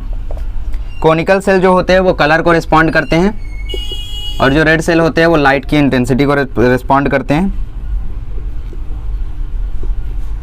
ठीक है। इन लोग लेस लाइट में भी रिस्पॉन्ड करते हैं, और इन लोग लेस लाइट में रिस्पॉन्ड नहीं करते हैं, लेस लाइट में नो रिस्पॉन्ड, और ये लोग रिस्पॉन्ड करते हैं। तो इसीलिए जो रॉड सेल होता है वो कम लाइट में भी रिस्पॉन्ड करता है, इसलिए आप लोग ऑब्जेक्ट्स को देख सकते हो।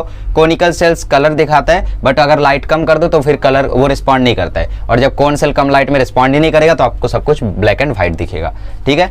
तो 1.5 घंटा भी नहीं हुआ और हमने 7 चैप्टर कंप्लीट कर लिया। आते मेटलर्जी पे, ठीक है। चलिए तो अब मेटलर्जी को शुरू करते हैं। मेटलर्जी में सबसे पहले फिजिकल प्रॉपर्टीज दी हुई है, रट लो।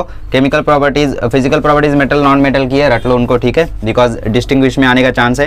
केमिकल प्रॉपर्टी में देखो आप लोगों को दिया हुआ है रिएक्शंस इसमें होता है।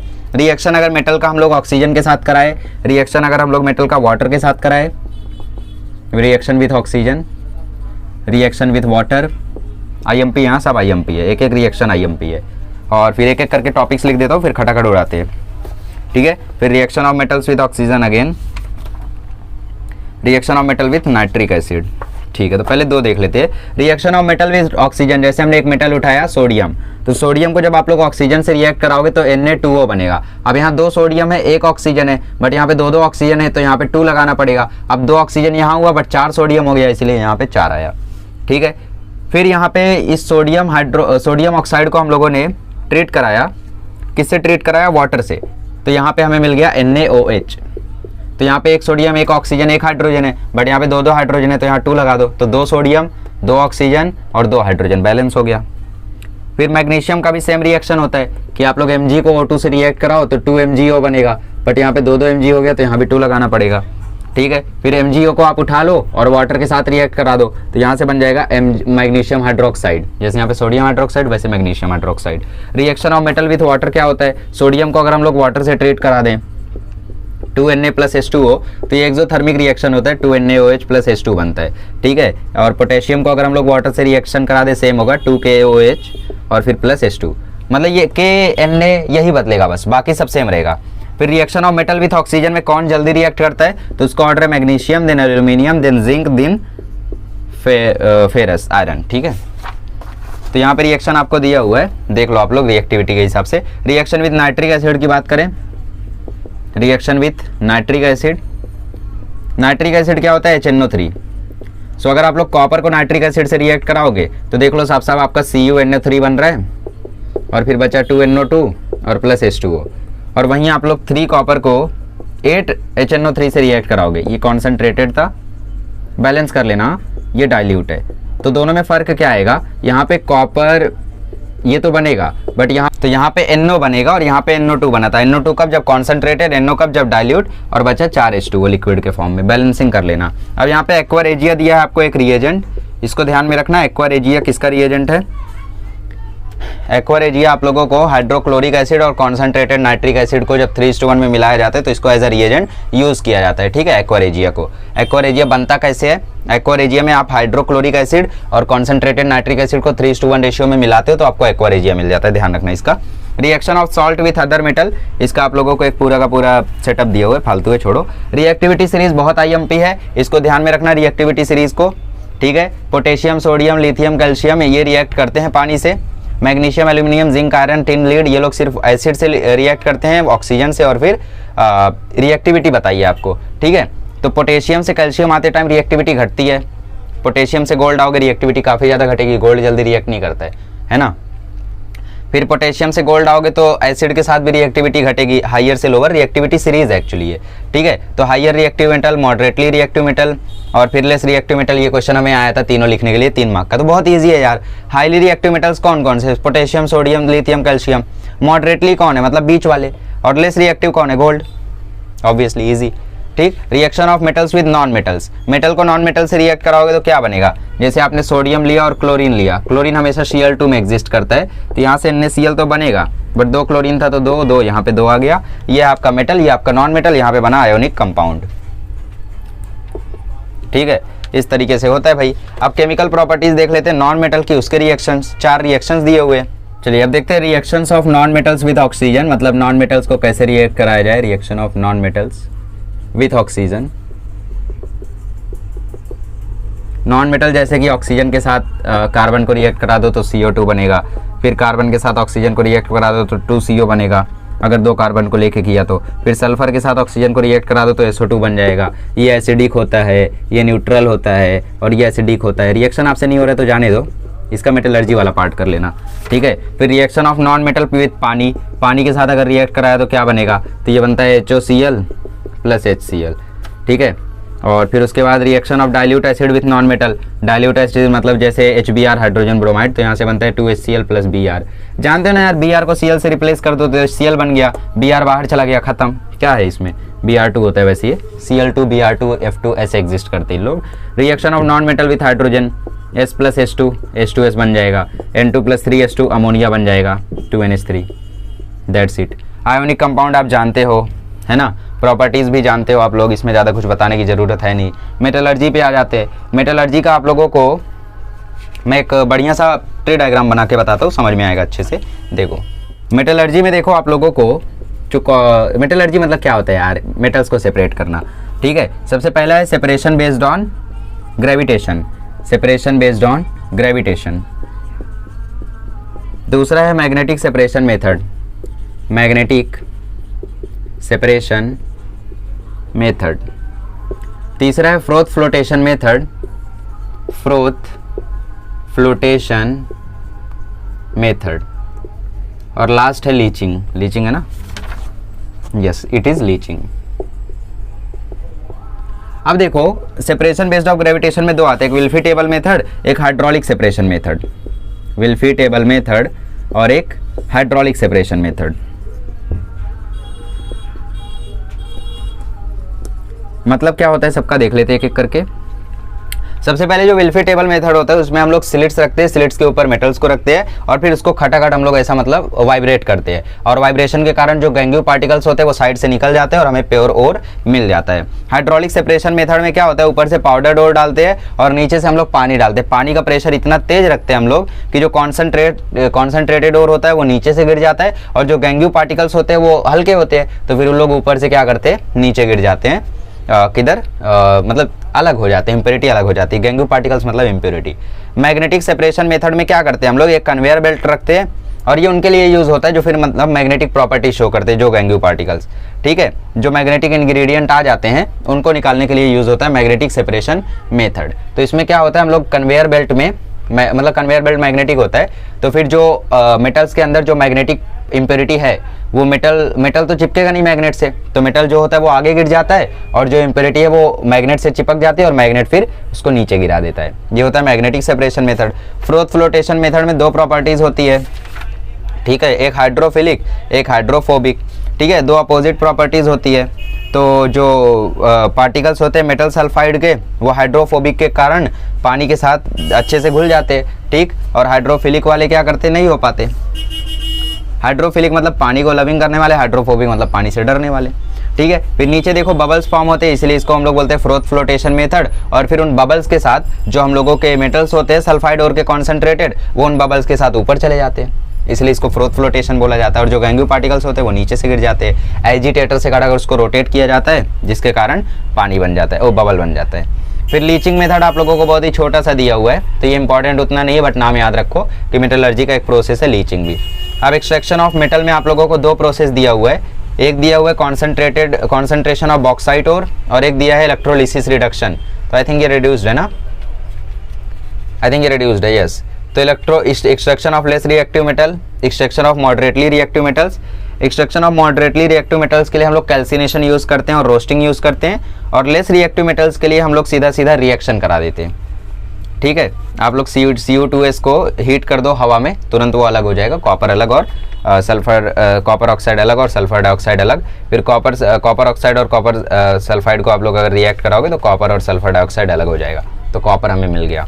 ठीक है, बॉक्साइट और के लिए भी आप रिएक्शंस करते हो, तो रिएक्शन वगैरह याद कर लेना, नहीं करोगे तो भी चलेगा। इसको हॉल्स मेथड भी बोलते हैं, बेयर मेथड या फिर हॉल्स मेथड। ठीक है, बॉक्साइट और का ये सब देख लेना आप लोग, मतलब एक बार रीडिंग पार्ट है यार।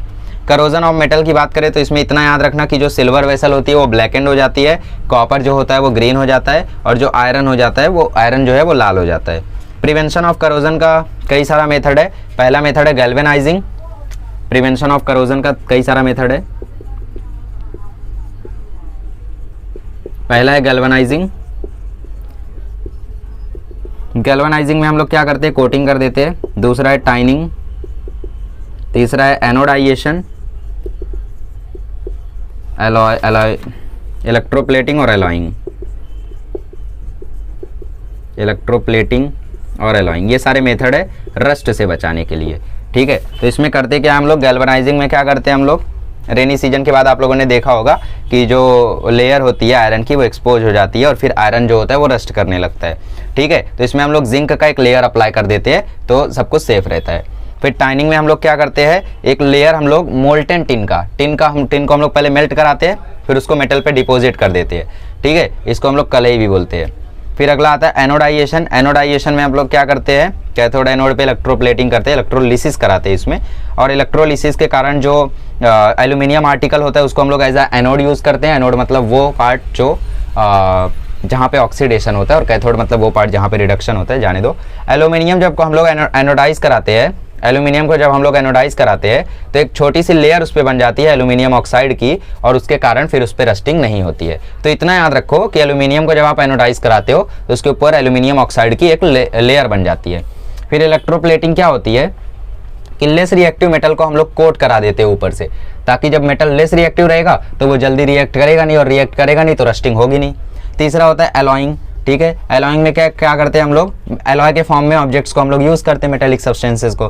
जैसे यहाँ पे आप लोगों को एक एलॉय दिया गया है, सोडियम अमलगम, है ना, जिंक अमलगम।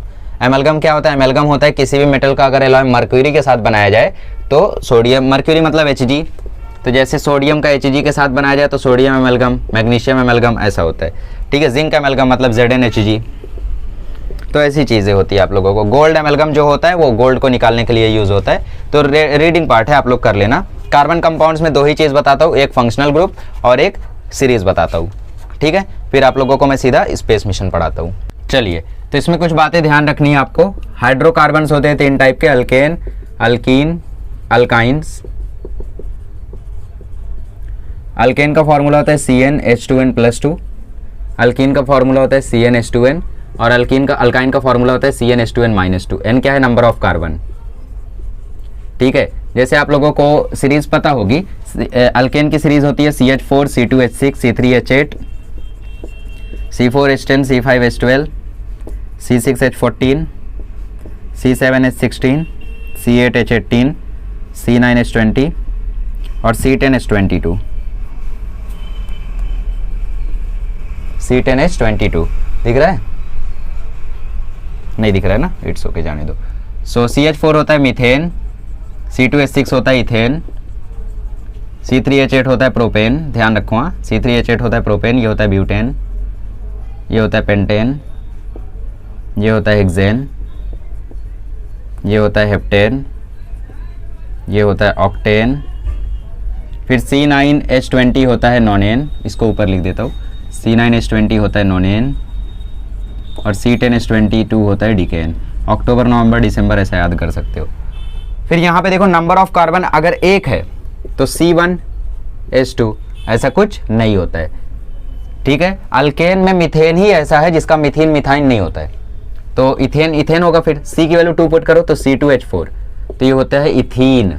अल्कीन ना, तो इन पे ध्यान दो, आइन एन, तो C2H4 ethane ethene, C3H6 propene, C4H8 क्या हो जाएगा butene, C5H10 pentene, C6H12 hexene, C7H14 heptene, C8H16 octene, C9H18 nonene, C10H20 decene. लिख लोगे, चलो। और यहाँ पे क्या होगा C2H2 इथीन इथिलीन, ठीक है, इथाइन बोल सकते हो, इथलाइन सॉरी इथाइन बोल सकते हो, इथाइन। फिर C3H4 कैसे निकाल रहा हूँ मैं, N की वैल्यू 3 डालो, C3 और H 2 3 जा 6 6 - 2 4, ऐसे C4H6 C5H8 C6H10 C7H12 C8H10 14 और C9H16 और फिर C10H18, ठीक है। तो कैसे कर दिया मैंने, अब नाम क्या क्या होगा, ethyl ethyne propyne butyne pentyne hexyne heptyne octyne nonyne decyne, ठीक है। ये होगा इसका नाम लिख लेना आप लोग। होमोलॉगस सीरीज ऑफ अल्केन लिखने आया तो 4 नाम लिख देना शुरू में, अल्कीन लिखने आया तो 4 नाम लिख देना शुरू के, अल्काइन लिखने आया तो 4 नाम लिख देना शुरू के, ठीक है। सबके मॉलिक्यूलर फॉर्मूला याद रखो। और स्ट्रक्चर कैसे बनाते हैं हम लोग, स्ट्रक्चर देखो ऐसे बनाते हैं, C single bondage single bondage single bondage single bondage single bondage और सिंगल बॉन्डेज, ये बनाता है हम लोगों का अल्केन का। अल्कीन में कैसा होता है, अल्कीन में क्या होता है, डबल बॉन्ड आ जाता है, यहाँ पे आ गया डबल बॉन्ड, तो यहाँ से एक हाइड्रोजन एक हाइड्रोजन एक हाइड्रोजन एक ही हाइड्रोजन, 4 ही हाइड्रोजन होगा, क्योंकि डबल बॉन्ड आ गया ना। अब इसको डीप में समझना है तो आप लेक्चर देख सकते हो, बाकी जाने दो। फिर इसमें स्टेरिफिकेशन है, नॉमेनक्लेचर है, बहुत कुछ है, बट नॉमेनक्लेचर मैं आज नहीं पढ़ाऊंगा, उसको जाने देता हूँ। और आपको बता देता हूँ फंक्शनल ग्रुप, OH है तो अल्कोहलिक, CHO है तो एल्डिहाइड, COOH है तो कार्बोक्सिलिक, CO है तो कीटोन, इधर ईस्टर छोड़ दो, NH2 है तो अमाइन। ये होते हैं हमारे फंक्शनल ग्रुप्स, ठीक है। नॉमेनक्लेचर का सिस्टम आपको आता है तो ठीक, नहीं तो जाने दो उसको, ठीक है। आपको टेबल दिया हुआ है, वो टेबल पढ़ लो, यहाँ पे आपको टेबल दिया हुआ है, 125 पे एक टेबल दिया है, वो पढ़ लो, उसका आंसर आप लोग लिख लो, ठीक है। फिर आप लोगों को 121 पे टेबल दिया वो पढ़ लो, 119 पे टेबल दिया वो पढ़ लो, 117 पे टेबल दिया वो पढ़ लो। और ये याद रखो कि C6H6 होती है बेंजीन, C6H6 होती है बेंजीन, ठीक है, ध्यान रखना। ये फॉर्मूले हैं, और कुछ तो है नहीं यार, अब लक के ऊपर है, क्योंकि चैप्टर में बहुत कुछ है, सब कुछ तो नहीं पढ़ सकते, है ना। तो लास्ट के 2 पेज का टेबल भी देख लेना एक बार, इंपॉर्टेंट है थोड़ा बहुत हाँ। फिर उसके बाद आप लोग पेज नंबर 123 पे टेबल पढ़ लेना, क्योंकि आपको जो नॉमेनक्लेचर आएगा ना वो टेक्स्ट बुक का ही आएगा। तो टेक्स्ट बुक में जितना टेबल है, इसमें जितना टेबल है सारे टेबल रट डालो, सारे टेबल एकदम रट लो यार, पी लो सारे टेबल्स को, और ये सीरीज याद कर लो। जिनको कुछ नहीं आता है वो इतना कर लो, नाम लिख लेना, ethyne propyne butyne pentyne hexyne heptyne octyne nonyne decyne. और यहाँ पे ethene propene butene pentene hexene heptene octene nonene decene, नाम लिख लेना, ठीक है। बाकी स्ट्रक्चर बनाने आया तो जाने दो, अभी स्ट्रक्चर आप लोगों को अभी ठीक से बताना पड़ेगा, टाइम चला जाएगा। आगे बढ़ते हैं, लास्ट चैप्टर करते हैं स्पेस मिशन। सारे टेबल्स इसके अच्छे से कर लेना, आएगा तो टेबल से ही आएगा, आपकी टेक्स्ट बुक का ही आएगा, बाहर का नहीं आएगा। सबके आंसर लिखो और रट डालो, ठीक है। आगे बढ़ते हैं, स्पेस मिशन से देखो आपको एक 3 मार्क का क्वेश्चन आएगा और एक ऑब्जेक्टिव में क्वेश्चन आएगा। तो यूरी गैगरिन पहले पर्सन थे जो स्पेस में गए थे, ये याद रखो। स्पुतनिक नाम की पहली सैटेलाइट थी जो लॉन्च किया था सोवियत यूनियन ने, मतलब रशिया ने, ठीक है। इनसैट का फुल फॉर्म, जीसैट का फुल फॉर्म देख लो सबके सब, ठीक है। ये जो टेबल दिया है ये टेबल अच्छे से पढ़ लो, क्या क्या करना है इसमें बता देता हूँ। नेम्स कर लो जनरल नॉलेज वाला, कि कौन पहले गया था, कौन इंडिया से गया था, राकेश शर्मा, ये सब, ठीक है, जनरल नॉलेज। और फिर आप लोग फुल फॉर्म्स कर लो, जितने फुल फॉर्म है, इनसैट जीसैट बीसैट जो भी है, IRS GSLV PSLV सब कर लो, जितने फुल फॉर्म है सब कर लो। सीधा 3 मार्क का 3 फुल फॉर्म लिखने आ जाएगा। टेबल जितना दिया है सब कर लो, 137 वाला, ठीक है। फिर आगे देखो, आगे बढ़ते हैं। ऑर्बिट्स ऑफ आर्टिफिशियल सैटेलाइट में सबसे पहले हाई अर्थ ऑर्बिट आता है, फॉर्मूला देखो ऊपर दिए, वो फालतू है, जाने दो, आपको 11th में पढ़ाया जाएगा। फिर मीडियम अर्थ ऑर्बिट, फिर लोअर अर्थ ऑर्बिट, इसकी बस रेंज देख लो आप लोग, बाकी जाने दो। लो अर्थ ऑर्बिट, ठीक है, इसकी रेंज होती है 180 से 2000, इसकी रेंज होती है 2000 से 35,780, मतलब 35,000 तक, 35,780। और जो इसकी रेंज होती है, सॉरी इसकी रेंज होती है 2000 से 35,780, और जो इसकी रेंज होती है वो 35,780 से ज़्यादा होती है। ठीक, ये हो गया। लियो मियो हियो यही होता है, हाई अर्थ ऑर्बिट की रेंज ही है, मीडियम की है, लो की है। सैटेलाइट लॉन्च व्हीकल में डिस्क्रिप्शन दिया, चाहिए तो पढ़ो वरना मत पढ़ो, चलेगा। ठीक है। स्पेस मिशन अवे फ्रॉम अर्थ, इसमें इसके वेलोसिटी का फॉर्मूला है, आप लोगों को फॉर्मूला देख लो, √2gm/r। और वी स्केप का एक और फॉर्मूला होता है जो मैंने शुरू में बताया था, इसी से शुरू किया था, इसी से एंड कर रहे हैं हम लोग। Astronomical object closest to moon, ठीक है। हाँ, ये देखो बहुत इंपॉर्टेंट है कि सबसे आर्टिफिशियल सैटेलाइट कौन सी है, अर्थ की नेचुरल सैटेलाइट कौन सी है। अर्थ की नेचुरल सैटेलाइट है मून, ठीक है, इसको ध्यान में रखना, बहुत इंपॉर्टेंट है। Moon mission, next mission, Kalpana Chawla, Rakesh Sharma, Sunita Williams, इनके नाम इनके काम याद रखना। स्पेस डेब्रिस मतलब कूड़ा स्पेस का, ये इंपॉर्टेंट है, स्पेस डेब्रिस इंपॉर्टेंट है। मिशन टू अदर प्लेनेट छोड़ सकते हो, इंडियन स्पेस टेक्नोलॉजी छोड़ सकते हो, बट आप लोग सारे फुल फॉर्म अच्छे से करना, टेबल नंबर 137 अच्छे से करना, ये याद रखना, फॉर्मूला याद रखना, स्पेस डेब्रिस अच्छे से कर लेना, ठीक। कूड़ा मतलब स्पेस का जो कचरा है वो, उसको अच्छे से कर लेना। इतना सब कर लोगे तो आप लोगों का स्पेस मिशन में काम हो जाएगा, और कुछ है नहीं, ठीक है। चलिए, तो आई होप मैंने आप लोगों को 1.5 घंटे में पूरा का पूरा 10 चैप्टर का अच्छा खासा रिवीजन करा दिया है। अब आप लोगों को मतलब साइंस 2 का तो मैं नहीं बना पाऊंगा, बिकॉज पढ़ाई है यार, और फिर आज संडे था, मेरे पास टाइम था तो मैंने बना दिया, ठीक है। चलिए, तो आई होप आप लोगों के लिए ये हेल्पफुल रहा होगा। एकदम रिलैक्स होकर एग्जाम में जाओ, और एक बार चाहिए तो सोने से पहले भी ये वाला लेक्चर देख लेना, कुछ ना कुछ बातें याद रहेंगी तो जरूर आप लोग कुछ ना कुछ कल करके आओगे, ठीक है। चलिए, थैंक यू सो मच, एकदम फोड़ के आना, ठीक है। All the best.